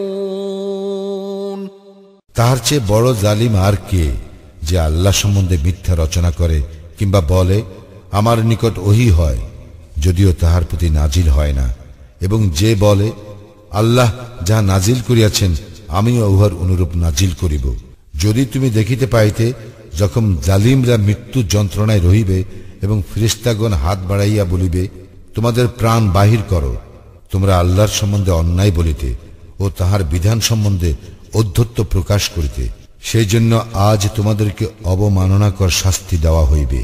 وَلَقَدْ جِئْتُمُونَا فُرَادَى كَمَا خَلَقْنَاكُمْ أَوَّلَ مَرَّةٍ وَتَرَكْتُمْ مَا خَوَّلْنَاكُمْ وَرَاءَ ظُهُورِكُمْ وَمَا نَرَى مَعَكُمْ شُفَعَاءَكُمُ الَّذِينَ زَعَمْتُمْ أَنَّهُمْ فِيكُمْ شُرَكَاءُ لَقَدْ تَقَطَّعَ بَيْنَكُمْ وَضَلَّ عَنكُمْ مَا كُنتُمْ تَزْعُمُونَ তোমরা তো আমার নিকট নিঃসঙ্গ অবস্থায় আসিয়াছ, যেমন আমি প্রথমে তোমাদেরকে সৃষ্টি করিয়াছিলাম, তোমাদেরকে যাহা দিয়াছিলাম তাহা তোমরা পশ্চাতে ফেলিয়া আসিয়াছ। তোমরা যাহাদেরকে তোমাদের ব্যাপারে শরীক মনে করিতে, তোমাদের সেই সুপারিশকারীগণকেও তোমাদের সঙ্গে দেখিতেছি না। তোমাদের মধ্যকার সম্পর্ক অবশ্যই ছিন্ন হইয়াছে এবং তোমরা যাহা ধারণা করিয়াছিলে তাহাও নিষ্ফল হইয়াছে। ইন্নাল্লাহা ফালিকুল হাব্বি ওয়ান নাওয়া يخرج الحي من الميت ومخرج الميت من الحي ذلكم الله فأنى تؤفكون আল্লাহই শস্য বীজ ও আটি অঙ্কুরিত করেন, তিনি প্রাণহীন হইতে জীবন্তকে বাহির করেন এবং জীবন্ত হইতে প্রাণহীনকে বাহির করেন। তিনি তো আল্লাহ, সুতরাং তোমরা কোথায় ফিরিয়া যাইবে? ফালিকুল ইসবাহি ওয়া জাআলাল লাইলা সাকানান ওয়াশ-শামসা ওয়াল কমারা হুসবানা যালিকা তাকদীরুল আজিজিল আলীম। তিনি উষার উন্মেষ ঘটান, তিনি বিশ্রামের জন্য রাত্রি এবং গণনার জন্য সূর্য ও চন্দ্র সৃষ্টি করিয়াছেন, এ সবই পরাক্রমশালী সর্বজ্ঞের নিরূপণ। وهو الذي جعل لكم النجوم لتهتدوا بها في ظلمات البر والبحر قد فصلنا الآيات لقوم يعلمون তিনি তোমাদের জন্য নক্ষত্র সৃষ্টি করিয়াছেন যেন তদ্বারা স্থলের ও সমুদ্রের অন্ধকারে তোমরা পথ পাও। জ্ঞানী সম্প্রদায়ের জন্য আমি তো নিদর্শন বিশদভাবে বিবৃত করিয়াছি। وهو الذي أنشأكم من نفس واحدة فمستقر ومستودع قد فصلنا الآيات لقوم يفقهون তিনি তোমাদেরকে একই ব্যক্তি হইতে সৃষ্টি করিয়াছেন এবং তোমাদের জন্য দীর্ঘ ও স্বল্পকালীন বাসস্থান রহিয়াছে। অনুধাবনকারী সম্প্রদায়ের জন্য আমি তো নিদর্শন সমূহ বিশদভাবে বিবৃত করিয়াছি। وهو الذي أنزل من السماء ماء فأخرجنا به نبات كل شيء فأخرجنا منه خضرا نخرج منه حبا متراكبا ومن النخل من طلعها قنوان دانية وجنات من أعناب والزيتون والرمان مشتبها وغير متشابه انظروا إلى ثمره إذا أثمر وينعه إن في ذلكم لآيات لقوم يؤمنون তিনি আকাশ হইতে বাড়ি বর্ষণ করেন, অতঃপর উহা দ্বারা আমি সর্বপ্রকার উদ্ভিদের চারা উদ্গম করি, অনন্তর উহা হইতে সবুজ পাতা উদ্গত করি, পরে উহা হইতে ঘন সন্নিবিষ্ট শস্যদানা উৎপাদন করি এবং খেজুর বৃক্ষের মাথি হইতে ঝুলন্ত কাঁদি বাহির করি, আর আঙ্গুরের উদ্যান সৃষ্টি করি এবং জাইতুন ও দাড়িম্ব, ইহারা একে অন্যের সদৃশ এবং বিসদৃশ। লক্ষ্য করো উহার ফলের প্রতি, যখন উহা ফলবান হয়, এবং উহার পরিপক্কতা প্রাপ্তির প্রতি। মুমিন সম্প্রদায়ের জন্য উহাতে অবশ্যই নিদর্শন রহিয়াছে।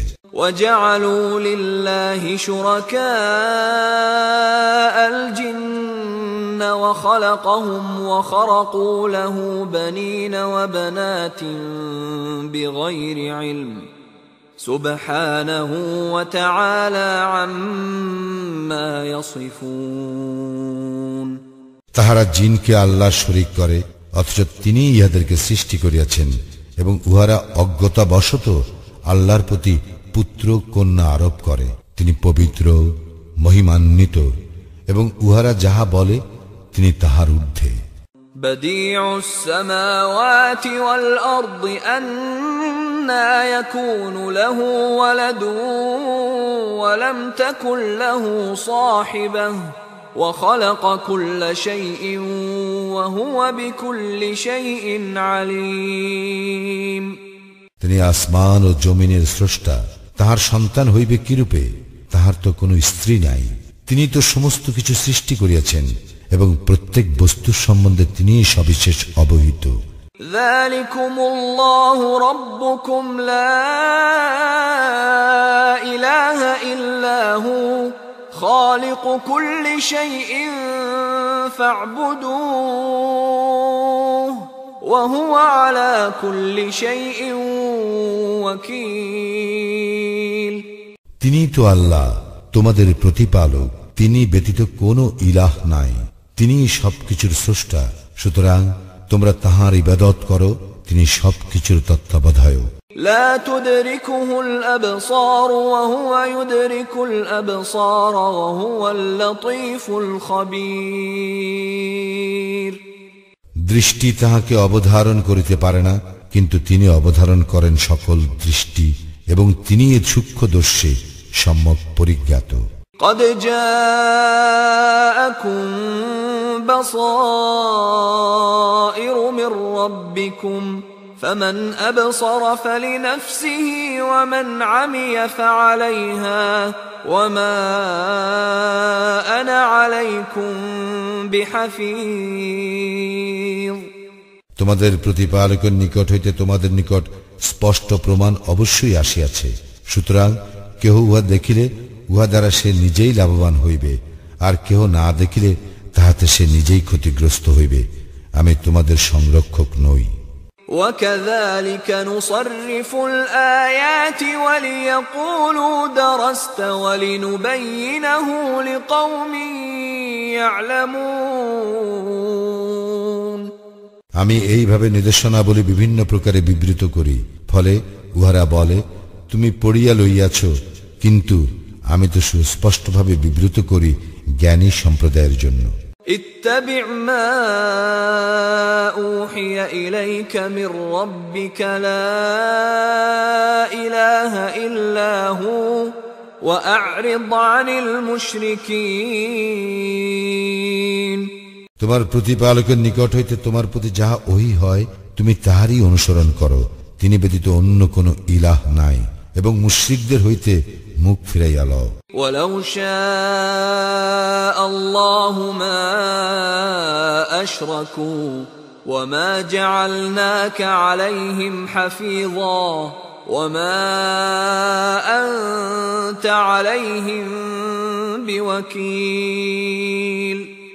আল্লাহ যদি ইচ্ছা করিতেন তবে তাহারা শিরক করিত না এবং তোমাকে তাহাদের জন্য রক্ষক নিযুক্ত করি নাই, আর তুমি তাহাদের অভিভাবক নও। ولا تسبوا الذين يدعون من دون الله فيسبوا الله عدوا بغير علم كذلك زينا لكل أمة عملهم ثم إلى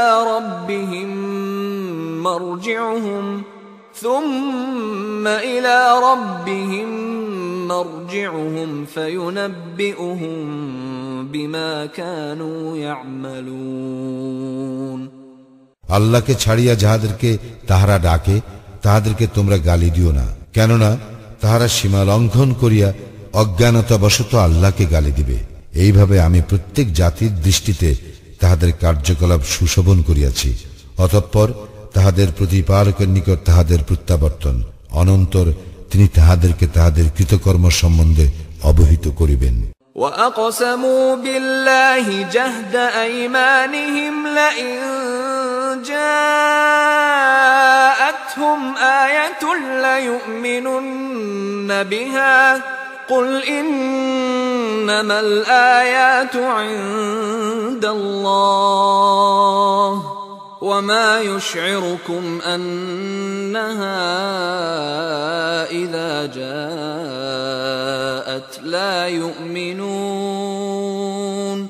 তাহারা আল্লাহর নামে কঠিন শপথ করিয়া বলে, তাহাদের নিকট যদি কোনো নিদর্শন আসিত তবে অবশ্যই তাহারা ইহাতে ঈমান আনিত। বল, নিদর্শন তো আল্লাহর ইখতিয়ারভুক্ত। তাহাদের নিকট নিদর্শন আসিলেও তাহারা যে ঈমান আনিবে না, ইহা কিভাবে তোমাদের বোধগম্য করানো যাইবে? وَنُقَلِّبُ أَفْئِدَتَهُمْ وَأَبْصَارَهُمْ كَمَا لَمْ يُؤْمِنُوا بِهِ أَوَّلَ مَرَّةٍ وَنَذَرُهُمْ فِي طُغْيَانِهِمْ يَعْمَهُونَ। তাহারা যেমন প্রথমবার উহাতে ঈমান আনে নাই, তেমনি আমিও তাহাদের মনোভাবের ও দৃষ্টিভঙ্গির পরিবর্তন করিয়া দিব এবং তাহাদেরকে তাহাদের অবাধ্যতায় উদ্ভ্রান্তের ন্যায় ঘুরিয়া বেড়াইতে দিব। وَلَوْ أَنَّنَا نَزَّلْنَا إِلَيْهِمُ الْمَلَائِكَةَ وَكَلَّمَهُمُ الْمَوْتَى وَحَشَرْنَا عَلَيْهِمْ كُلَّ شَيْءٍ قُبُلًا ما كانوا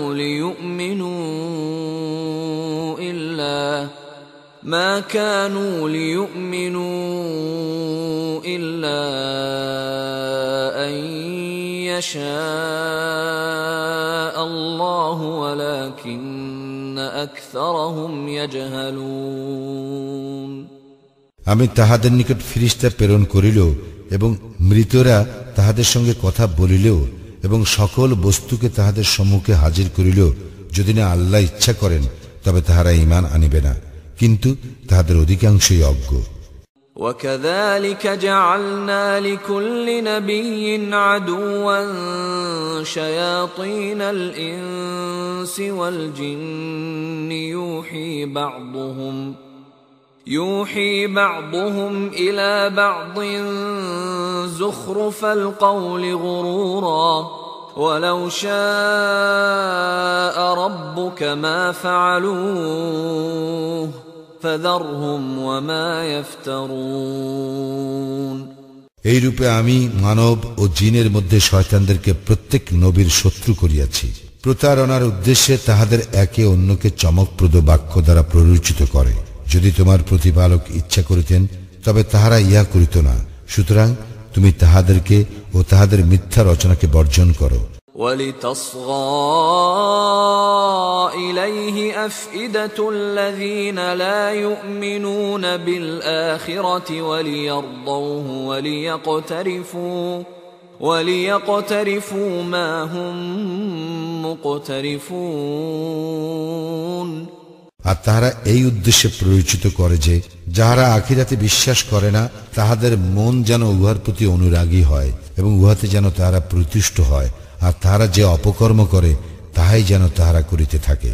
أفغير الله أبتغي حكما وهو الذي أنزل إليكم الكتاب مفصلا والذين آتيناهم الكتاب يعلمون أنه منزل من ربك بالحق فلا تكونن من الممترين বলো, তবে কি আমি আল্লাহ ব্যতীত অন্যকে সালিস মানিব, যদিও তিনি তোমাদের প্রতি সুস্পষ্ট কিতাব অবতীর্ণ করিয়াছেন। আমি যাহাদেরকে কিতাব দিয়াছি তাহারা জানে যে উহা তোমার প্রতিপালকের নিকট হইতে সত্য সহ অবতীর্ণ হইয়াছে, সুতরাং তুমি সন্দিহানদের অন্তর্ভুক্ত হইও না।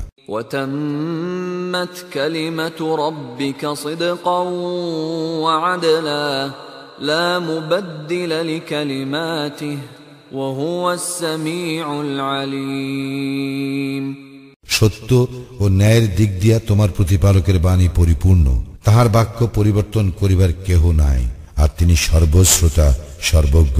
وَإِن تُطِعْ أَكْثَرَ مَن فِي الْأَرْضِ يُضِلُّوكَ عَن سَبِيلِ اللَّهِ إِن يَتَّبِعُونَ إِلَّا الظَّنَّ وَإِنْ هُمْ إِلَّا يَخْرُصُونَ যদি তুমি দুনিয়ার অধিকাংশ লোকের কথা মতো চলো তবে তাহারা তোমাকে আল্লাহর পথ হইতে বিচ্ছিত করিবে। তাহারা তো শুধু অনুমানের অনুসরণ করে, আর তাহারা শুধু অনুমান ভিত্তিক কথা বলে।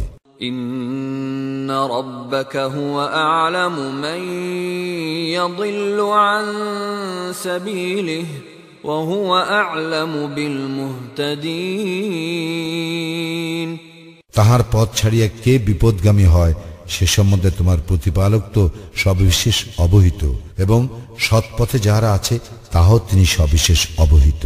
فكلوا مما ذكر اسم الله عليه إن كنتم بآياته مؤمنين তোমরা তাহার বিধানে বিশ্বাসী হইলে যাতে আল্লাহর নাম নেওয়া হইয়াছে তা হইতে আহার করো। وما لكم ألا تأكلوا مما ذكر اسم الله عليه وقد فصل لكم ما حرم عليكم إلا ما اضطررتم إليه وإن كثيرا ليضلون بأهوائهم بغير علم إن ربك هو أعلم بالمعتدين তোমাদের কি হইয়াছে যে যাহাতে আল্লাহর নাম নেওয়া হইয়াছে তোমরা তাহা হইতে আহার করিবে না? যাহা তোমাদের জন্য তিনি হারাম করিয়াছেন তাহা তিনি বিশদভাবেই তোমাদের নিকট বিবৃত করিয়াছেন, তবে তোমরা নিরুপায় হইলে তাহা স্বতন্ত্র। অনেকে অজ্ঞানতাবশত নিজেদের খেয়াল খুশি দ্বারা অবশ্যই অন্যকে বিপদগামী করে। নিশ্চয়ই তোমার প্রতিপালক সীমালঙ্ঘনকারীদের সম্বন্ধে সবিশেষ অবহিত। وَذَرُوا ظَاهِرَ الْإِثْمِ وَبَاطِنَهُ إِنَّ الَّذِينَ يَكْسِبُونَ الْإِثْمَ سَيُجْزَوْنَ بِمَا كَانُوا يَقْتَرِفُونَ তোমরা প্রকাশ্য ও গোপন পাপ বর্জন করো। যাহারা পাপ করে তাহাদেরকে অচিরেই তাহাদের পাপের সমুচিত শাস্তি দেওয়া হইবে। وَلَا تَأْكُلُوا مِمَّا لَمْ يُذْكَرِ اسْمُ اللَّهِ عَلَيْهِ وَإِنَّهُ لَفِسْقٌ وَإِنَّ الشَّيَاطِينَ لَيُوحُونَ إِلَى أَوْلِيَائِهِمْ لِيُجَادِلُوكُمْ وَإِنْ أَطَعْتُمُوهُمْ إِنَّكُمْ لَمُشْرِكُونَ যাহাতে আল্লাহর নাম নেওয়া হয় নাই তাহার কিছুই তোমরা আহার করিও না, উহা অবশ্যই পাপ। নিশ্চয়ই শয়তানেরা তাহাদের বন্ধুদেরকে তোমাদের সঙ্গে বিবাদ করিতে প্ররোচনা দেয়। যদি তোমরা তাহাদের কথা মতো চলো তবে তোমরা অবশ্যই মুশরিক হইবে। أَوَمَنْ كَانَ مَيْتًا فَأَحْيَيْنَاهُ وَجَعَلْنَا لَهُ نُورًا يَمْشِي بِهِ فِي النَّاسِ كَمَنْ مَثَلُهُ فِي الظُّلُمَاتِ لَيْسَ بِخَارِجٍ مِنْهَا كَذَلِكَ زُيِّنَ لِلْكَافِرِينَ مَا كَانُوا يَعْمَلُونَ। যে ব্যক্তি মৃত ছিল, যাহাকে আমি পরে জীবিত করিয়াছি এবং যাহাকে মানুষের মধ্যে চলিবার জন্য আলোক দিয়াছি, সেই ব্যক্তি কি ওই ব্যক্তির ন্যায় যে অন্ধকারে রহিয়াছে এবং সেই স্থান হইতে বাহির হইবার নয়? এইরূপে কাফিরদের দৃষ্টিতে তাহাদের কৃতকর্ম শোভন করিয়া দেওয়া হইয়াছে। وَكَذَلِكَ جَعَلْنَا فِي كُلِّ قَرْيَةٍ أَكَابِرَ مُجْرِمِيهَا لِيَمْكُرُوا فِيهَا وَمَا يَمْكُرُونَ إِلَّا بِأَنفُسِهِمْ وَمَا يَشْعُرُونَ। এইরূপে আমি প্রত্যেক জনপদে সেখানকার অপরাধীদের প্রধানকে সেখানে চক্রান্ত করার অবকাশ দিয়াছি, কিন্তু তাহারা শুধু তাহাদের নিজেদের বিরুদ্ধে চক্রান্ত করে, অথচ তাহারা উপলব্ধি করে না। وَإِذَا جَاءَتْهُمْ آيَةٌ قَالُوا لَن نُّؤْمِنَ حَتَّى نُؤْتَىٰ مِثْلَ مَا أُوتِيَ رُسُلُ اللَّهِ اللَّهُ أَعْلَمُ حَيْثُ يَجْعَلُ رِسَالَتَهُ سَيُصِيبُ الَّذِينَ أَجْرَمُوا صَغَارٌ عِندَ اللَّهِ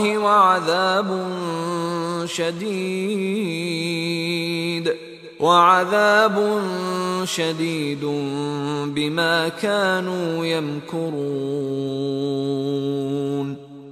যখন তাহাদের নিকট কোনো নিদর্শন আসে, তাহারা তখন বলে, আল্লাহর রাসূলগণকে যাহা দেওয়া হইয়াছিল আমাদেরকেও তাহা না দেওয়া পর্যন্ত আমরা কখনো বিশ্বাস করিব না। আল্লাহ তাহার রিসালাতের দায়িত্ব কাহার উপর অর্পণ করিবেন তাহা তিনিই ভালো জানেন। যাহারা অপরাধ করিয়াছে, চক্রান্তের জন্য আল্লাহর নিকট হইতে লাঞ্ছনা ও কঠোর শাস্তি তাহাদের উপর আপতিত হইবেই। فَمَن يُرِدِ اللَّهُ أَن يَهْدِيَهُ يَشْرَحْ صَدْرَهُ لِلْإِسْلَامِ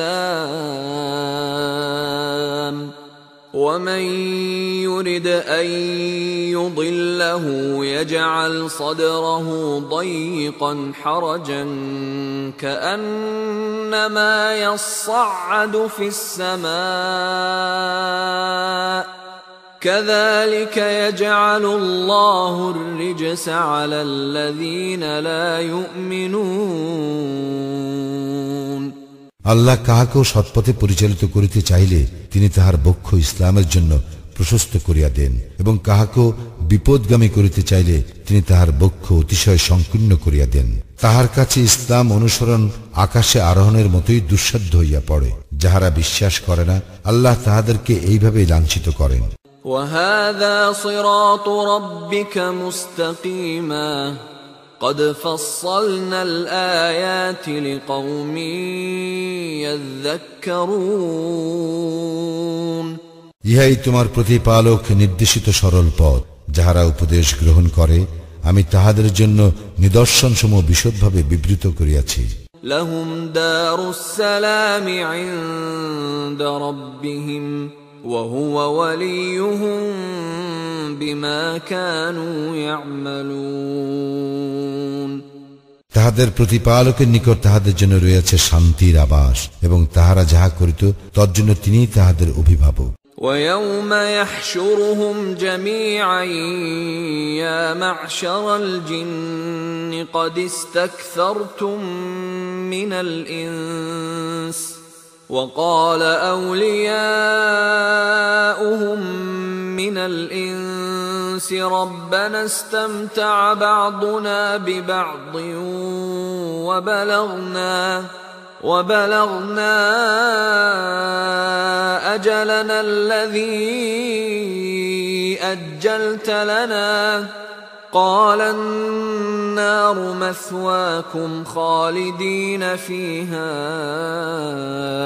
إِلَّا مَا شَاءَ اللَّهُ إن ربك حكيم عليم যেদিন তিনি তাহাদের সকলকে একত্র করিবেন এবং বলিবেন, হে জিন সম্প্রদায়, তোমরা তো অনেক লোককে তোমাদের অনুগামী করিয়াছিলে, এবং মানব সমাজের মধ্যে তাহাদের বন্ধুগণ বলিবে, হে আমাদের প্রতিপালক, আমাদের মধ্যে কতক অপরের দ্বারা লাভবান হইয়াছে, এবং তুমি আমাদের জন্য যে সময় নির্ধারণ করিয়াছিলে এখন আমরা উহাতে উপনীত হইয়াছি। সেদিন আল্লাহ বলিবেন, জাহান্নামেই তোমাদের বাসস্থান, তোমরা সেখানে স্থায়ী হইবে, যদি না আল্লাহ অন্য কোন রকম ইচ্ছা করেন। তোমার প্রতিপালক অবশ্যই প্রজ্ঞাময়, সবিশেষ অবহিত। وكذلك نولي بعض الظالمين بعضا بما كانوا يكسبون এইভাবে উহাদের কৃতকর্মের জন্য আমি জালিমদের এক দলকে অন্য দলের বন্ধু করিয়া থাকি। يا معشر الجن والإنس ألم يأتكم رسل منكم يقصون عليكم آياتي وينذرونكم لقاء يومكم هذا قالوا شهدنا على أنفسنا وغرتهم الحياة الدنيا وشهدوا على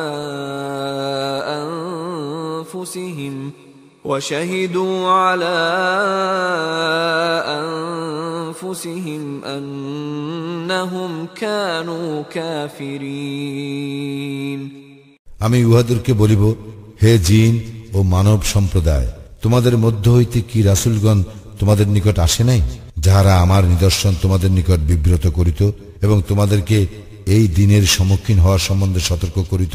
উহারা বলিবে, আমরা আমাদের বিরুদ্ধে সাক্ষ্য দিলাম। বস্তুত পার্থিব জীবন উহাদেরকে প্রতারিত করিয়াছিল, আর উহারা নিজেদের বিরুদ্ধে এ সাক্ষ্য দিবে যে তাহারা কাফির ছিল। ذلك أن لم يكن ربك مهلك القرى بظلم وأهلها غافلون ইহা এই হেতু যে অধিবাসী বৃন্দ যখন অনবহিত তখন কোন জনপদকে উহার অন্যায় আচরণের জন্য ধ্বংস করা তোমার প্রতিপালকের কাজ নয়। وَلِكُلٍّ دَرَجَاتٌ مِّمَّا عَمِلُوا وَمَا رَبُّكَ بِغَافِلٍ عَمَّا يَعْمَلُونَ প্রত্যেকে যাহা করে তদ অনুসারে তাহার স্থান রইয়াছে, এবং উহারা যাহা করে সে সম্বন্ধে তোমার প্রতিপালক অনবহিত নন। وَرَبُّكَ الْغَنِيُّ ذُو الرَّحْمَةِ إِن يَشَأْ يُذْهِبْكُمْ وَيَسْتَخْلِفْ مِن بَعْدِكُم مَّا يَشَاءُ كَمَا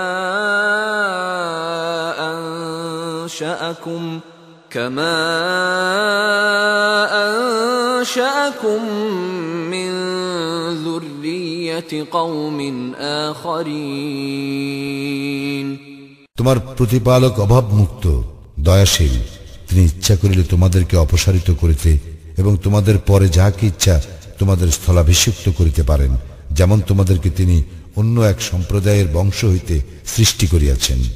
ইন্নামা তুআদুন লাআত ওয়া মা আনতুম বিমুজিজিন তোমাদের সঙ্গে যাহা ওয়াদা করা হইতেছে উহা বাস্তবায়িত হইবেই, তোমরা তাহা ব্যর্থ করিতে পারিবে না। কুল ইয়া কওমি ই'মালু আলা মাকানাতিকুম ইন্নী আমিল ফাসাউফা তা'লামুনা মান তাকুনু লাহু আকিবাতুদ দার ইন্নাহু লা ইউফলিহুয যালিমুন। বলো, হে আমার সম্প্রদায়, তোমরা যেখানে যাহা করিতেছ করিতে থাকো, আমিও আমার কাজ করিতেছি। তোমরা শীঘ্রই জানিতে পারিবে কাহার পরিণাম মঙ্গলময়। জালিমগণ কখনো সফল কাম হইবে না। وجعلوا لله مما ذرأ من الحرث والأنعام نصيبا فقالوا هذا لله بزعمهم وهذا لشركائنا فما كان لشركائهم فلا يصل إلى الله وما كان لله فهو يصل إلى شركائهم ساء ما يحكمون আল্লাহ যে শস্য ও গবাদি পশু সৃষ্টি করিয়াছেন তার মধ্য হইতে তাহারা আল্লাহর জন্য এক অংশ নির্দিষ্ট করে এবং নিজেদের ধারণা অনুযায়ী বলে ইহা আল্লাহর জন্য এবং ইহা আমাদের দেবতাদের জন্য। যাহা তাহাদের দেবতাদের অংশ তাহা আল্লাহর কাছে পৌঁছায় না এবং যাহা আল্লাহর অংশ তাহা তাহাদের দেবতাদের কাছে পৌঁছায়। তাহারা যাহা মীমাংসা করে তাহা নিকৃষ্ট। وكذلك زين لكثير من المشركين قتل أولادهم شركاؤهم ليردوهم وليلبسوا عليهم دينهم ولو شاء الله ما فعلوه فذرهم وما يفترون এইভাবে তাহাদের দেবতারা বহু মুশরিকদের দৃষ্টিতে তাহাদের সন্তানদের হত্যাকে শোভন করিয়াছে তাহাদের ধ্বংস সাধনের জন্য এবং তাহাদের ধর্ম সম্বন্ধে তাহাদের বিভ্রান্তি সৃষ্টির জন্য। আল্লাহ ইচ্ছা করিলে তাহারা ইহা করিত না, সুতরাং তাহাদেরকে তাহাদের মিথ্যা লইয়া থাকিতে দাও। وقالوا هذه أنعام وحرث حجر لا يطعمها إلا من نشاء بزعمهم وأنعام حرمت ظهورها وأنعام لا يذكرون اسم الله عليها افتراء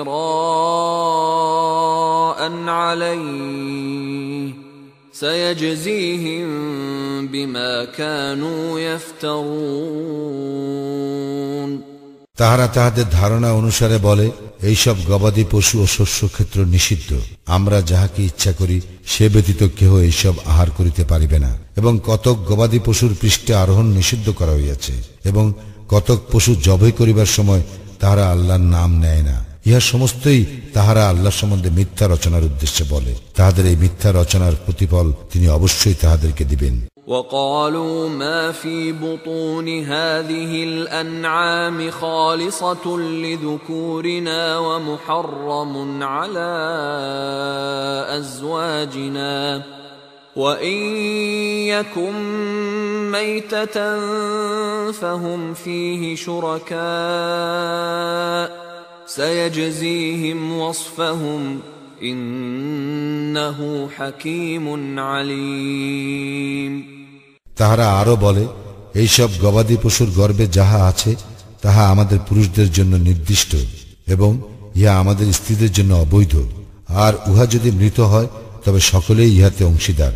তিনি তাহাদের এইরূপ বলিবার প্রতিফল অচিরেই তাহাদেরকে দিবেন, নিশ্চয় তিনি প্রজ্ঞাময় সর্বজ্ঞ।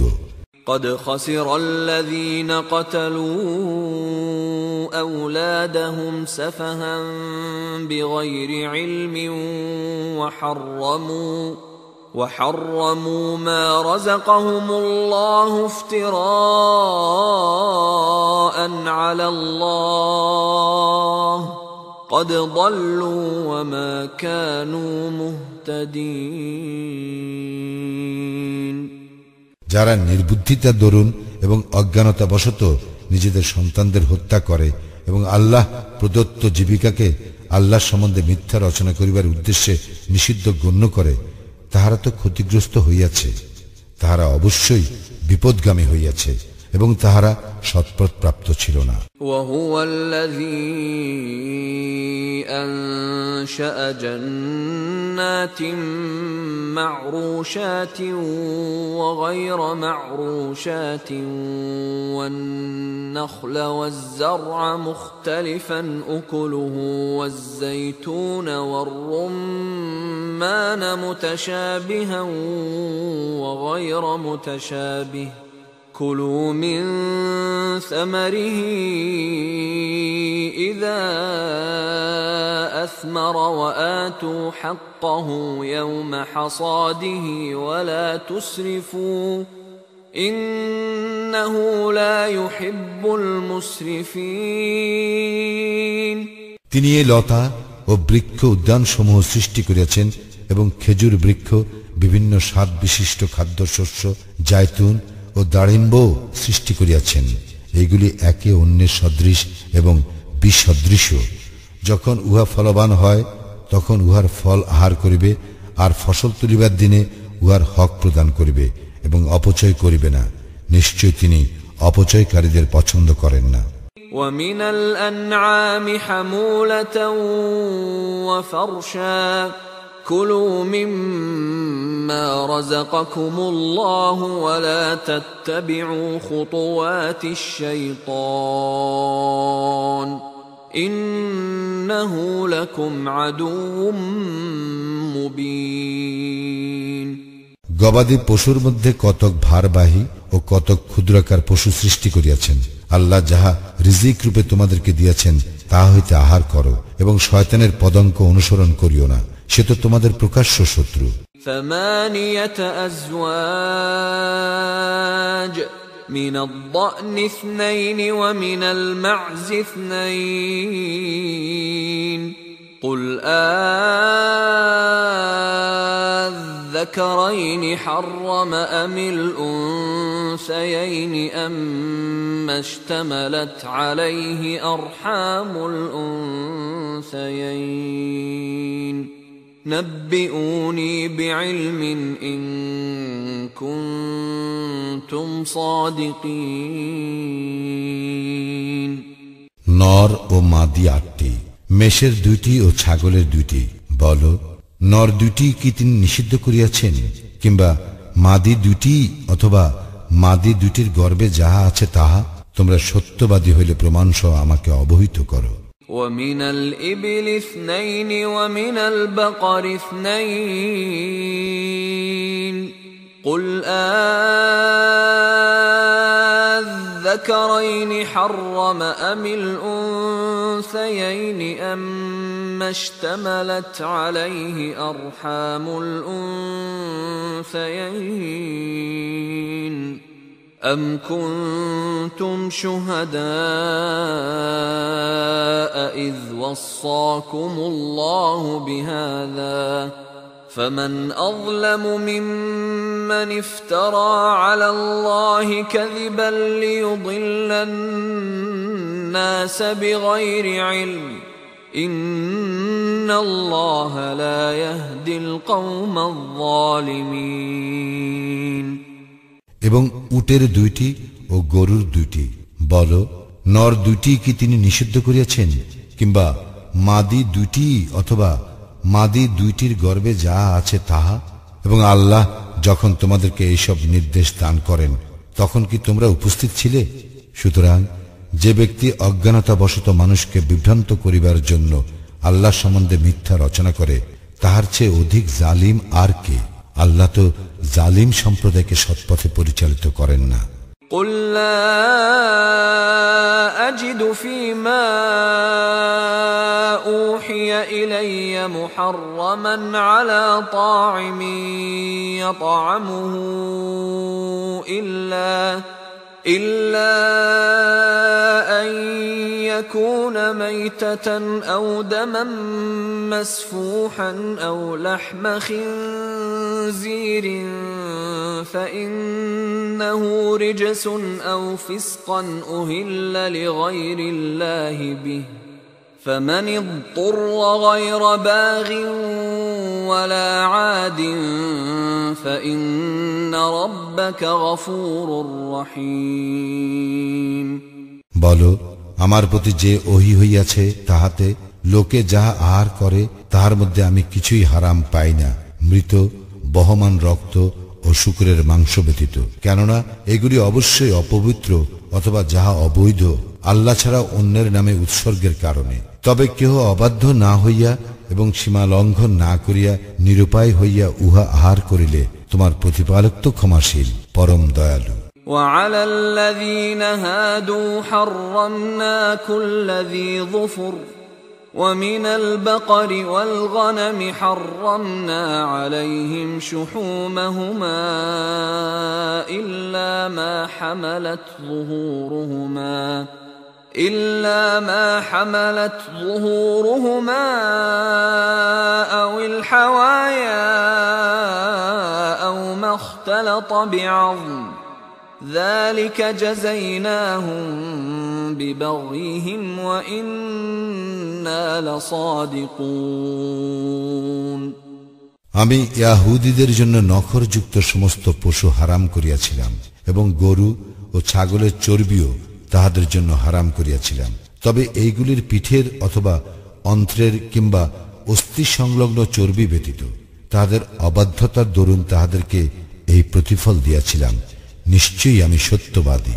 فإن كذبوك فقل ربكم ذو رحمة واسعة ولا يرد بأسه عن القوم المجرمين অতঃপর যদি তাহারা তোমাকে প্রত্যাখ্যান করে তবে বলো, তোমাদের প্রতিপালক সর্বব্যাপী দয়ার মালিক এবং অপরাধী সম্প্রদায়ের উপর হইতে তাহার শাস্তির রদ করা হয় না।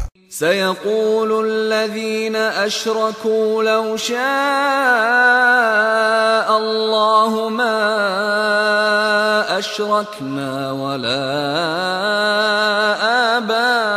آباؤنا ولا حرمنا من شيء كذلك كذب الذين من قبلهم حتى ذاقوا بأسنا قل هل عندكم من علم فتخرجوه لنا إن تتبعون إلا الظن وإن أنتم إلا تخرصون যাহারা শিরক করিয়াছে তাহারা বলিবে, আল্লাহ যদি ইচ্ছা করিতেন তবে আমরাও আমাদের পূর্বপুরুষগণ শিরক করিতাম না এবং কোনো কিছুই হারাম করিতাম না।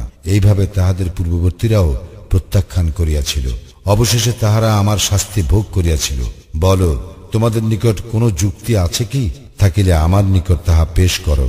তোমরা শুধু কল্পনারই অনুসরণ করো এবং শুধু মন গড়া কথা বলো। قل فلله الحجة البالغة فلو شاء لهداكم أجمعين বলো, চূড়ান্ত প্রমাণ তো আল্লাহরই। তিনি যদি ইচ্ছা করিতেন তবে তোমাদের সকলকে অবশ্যই সৎ পথে পরিচালিত করিতেন। قل هلم شهداءكم الذين يشهدون أن الله حرم هذا فإن شهدوا فلا تشهد معهم ولا تتبع أهواء الذين كذبوا بآياتنا والذين لا يؤمنون بالآخرة وهم بربهم يعدلون বলো, আল্লাহ যে ইহা নিষিদ্ধ করিয়াছেন এই সম্বন্ধে যাহারা সাক্ষ্য দিবে তাহাদেরকে হাজির করো। তাহারা সাক্ষ্য দিল, তুমি তাহাদের সঙ্গে ইহা স্বীকার করিও না। যাহারা আমার আয়াত সমূহকে প্রত্যাখ্যান করিয়াছে, যাহারা পরকালে বিশ্বাস করে না এবং তাহাদের প্রতিপালকের সমকক্ষ দাঁড় করায়, তুমি তাহাদের খেয়াল খুশির অনুসরণ করিও না। قل تعالوا أتل ما حرم ربكم عليكم ألا تشركوا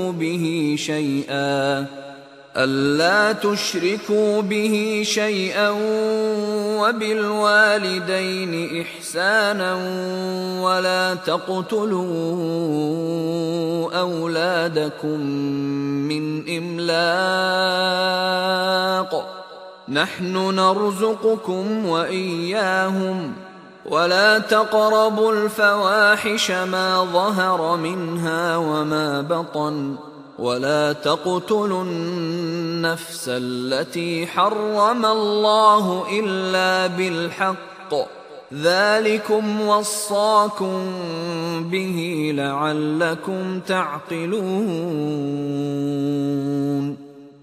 বলো, আসো, তোমাদের প্রতিপালক তোমাদের জন্য যা হারাম করিয়াছেন তোমাদেরকে তাহা পড়িয়া শুনাই। উহা এই, তোমরা তাহার কোনো শরিক করিবে না, পিতা মাতার প্রতি সদ্ব্যবহার করিবে, দারিদ্র্যের ভয়ে তোমরা তোমাদের সন্তানদেরকে হত্যা করিবে না। আমি তোমাদের ও তাহাদেরকে রিজিক দিয়া থাকি, প্রকাশ্যে হোক কিংবা গোপনে হোক, অশ্লীল কাজের নিকটেও যাইবে না। আল্লাহ যাহার হত্যা নিষিদ্ধ করিয়াছেন যথার্থ কারণ ব্যতি রেখে তোমরা তাহাকে হত্যা করিবে না। তোমাদেরকে তিনি এই নির্দেশ দিলেন যেন তোমরা অনুধাবন করো। ولا تقربوا مال اليتيم إلا بالتي هي أحسن حتى يبلغ أشده وأوفوا الكيل والميزان بالقسط لا نكلف نفسا إلا وسعها وإذا قلتم فاعدلوا ولو كان ذا قربى وبعهد الله أوفوا ذلكم وصاكم به لعلكم تذكرون ইয়াতীম বয়প্রাপ্ত না হওয়া পর্যন্ত উত্তম ব্যবস্থা ব্যতীত তোমরা তাহার সম্পত্তির নিকটবর্তী হইবে না এবং পরিমাণ ও ওজন ন্যায্যভাবে পুরাপুরি দিবে। আমি কাহাকেও তাহার সাধ্যাতীত ভার অর্পণ করি না। যখন তোমরা কথা বলিবে তখন ন্যায্য বলিবে, স্বজনের সম্পর্কে হইল, এবং আল্লাহকে প্রদত্ত অঙ্গীকার পূর্ণ করিবে। এইভাবে আল্লাহ তোমাদেরকে নির্দেশ দিলেন যেন তোমরা উপদেশ গ্রহণ করো। وأن هذا صراطي مستقيما فاتبعوه ولا تتبعوا السبل فتفرق بكم عن سبيله ذلكم وصاكم به لعلكم تتقون এবং এই পথই আমার সরল পথ, সুতরাং তোমরা ইহারই অনুসরণ করিবে এবং বিভিন্ন পথ অনুসরণ করিবে না, করিলে উহা তোমাদেরকে তাহার পথ হইতে বিচ্ছিন্ন করিবে। এইভাবে আল্লাহ তোমাদেরকে নির্দেশ দিলেন যেন তোমরা সাবধান হও। ثم آتينا موسى الكتاب تماما على الذي أحسن وتفصيلا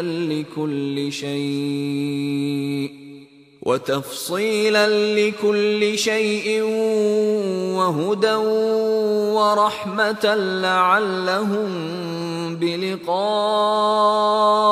ربهم يؤمنون অতঃপর আমি মূসাকে দিয়াছিলাম কিতাব, যাহা সৎকর্মপরায়ণের জন্য পূর্ণাঙ্গ, যাহা সমস্ত কিছুর বিশদ বিবরণ, পথ নির্দেশ এবং দয়াস্বরূপ, যাহাতে তাহারা তাদের প্রতিপালকের সাক্ষাৎ সম্বন্ধে বিশ্বাস করে।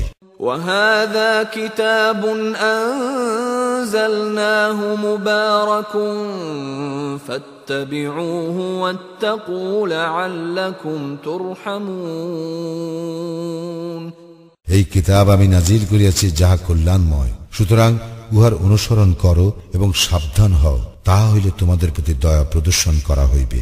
أن تقولوا إنما أنزل الكتاب على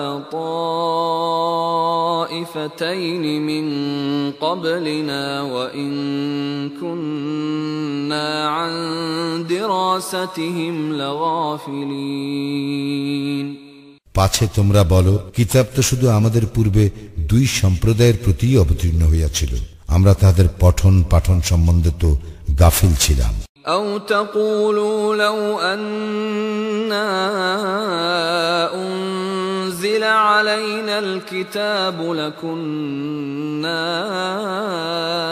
أهدى منهم فقد جاءكم بينة من ربكم وهدى ورحمة فمن أظلم ممن كذب بآيات الله وصدف عنها سنجزي الذين يصدفون عن آياتنا سوء العذاب بما كانوا يصدفون কিংবা তোমরা বলো, যদি কিতাব আমাদের প্রতি অবতীর্ণ হইত তবে আমরা তো তাহাদের অপেক্ষা অধিক হিদায়াত প্রাপ্ত হইতাম।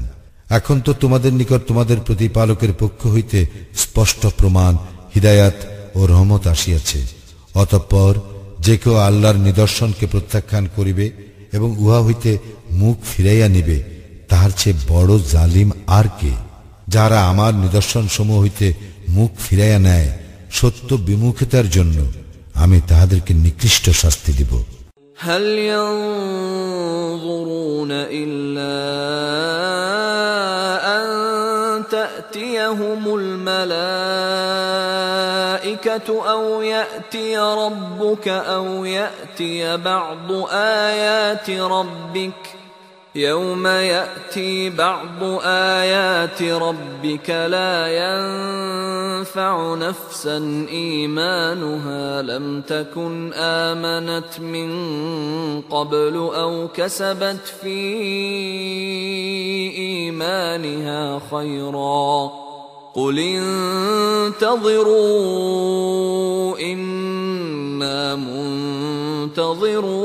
منتظرون। তাহারা শুধু ইহারই না প্রতীক্ষা করে, তাহাদের নিকট ফেরেশতা আসিবে, কিংবা তোমার প্রতিপালক আসিবেন, কিংবা তোমার প্রতিপালকের কোন নিদর্শন আসিবে। যেদিন তোমার প্রতিপালকের কোন নিদর্শন আসিবে, সেদিন তাহার ঈমান কাজে আসিবে না। যে ব্যক্তি পূর্বে ঈমান আনে নাই, কিংবা যে ব্যক্তি ঈমানের মাধ্যমে কল্যাণ অর্জন করে নাই। বলো, তোমরা প্রতীক্ষা করো, আমরাও প্রতীক্ষায় রহিলাম। الذين فرقوا دينهم وكانوا شيعا لست منهم في شيء إنما أمرهم إلى الله ثم ينبئهم بما كانوا يفعلون। যারা দিন সম্বন্ধে নানা মতের সৃষ্টি করিয়াছে এবং বিভিন্ন দলে বিভক্ত হইয়াছে, তাহাদের কোনো দায়িত্ব তোমার নয়। তাহাদের বিষয় আল্লাহর ইখতিয়ারভুক্ত। আল্লাহ তাহাদেরকে তাহাদের কৃতকর্ম সম্বন্ধে অবহিত করিবেন। মান জাআ বিল হাসানাতি ফালাহু আশরু আমসালিহা ومن جاء بالسيئة فلا يجزى إلا مثلها وهم لا يظلمون। কেহ কোনো সৎ কাজ করিলে সে তাহার 10 গুণ পাইবে, এবং কেহ কোনো অসৎ কাজ করিলে তাহাকে শুধু উহারই প্রতিফল দেওয়া হইবে, আর তাহাদের প্রতি জুলুম করা হইবে না। قل إنني هداني ربي إلى صراط مستقيم دينا قيما ملة إبراهيم حنيفا وما كان من المشركين।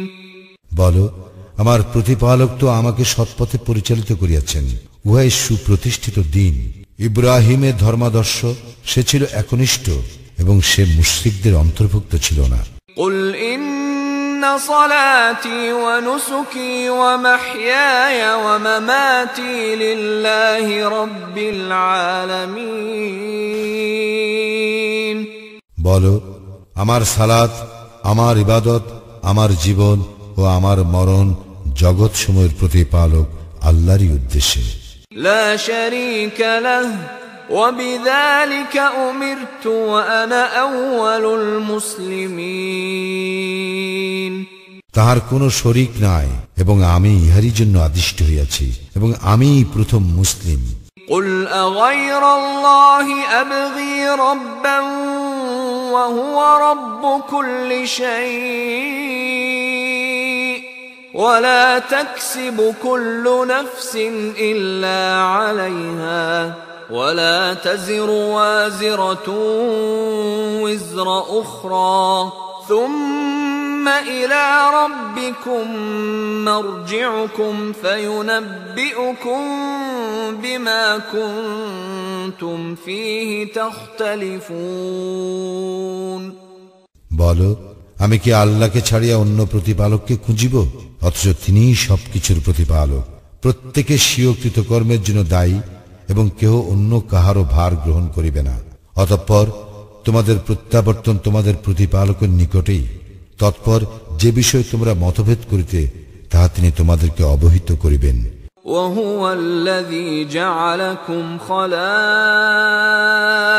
الأرض ورفع بعضكم فوق بعض درجات ليبلوكم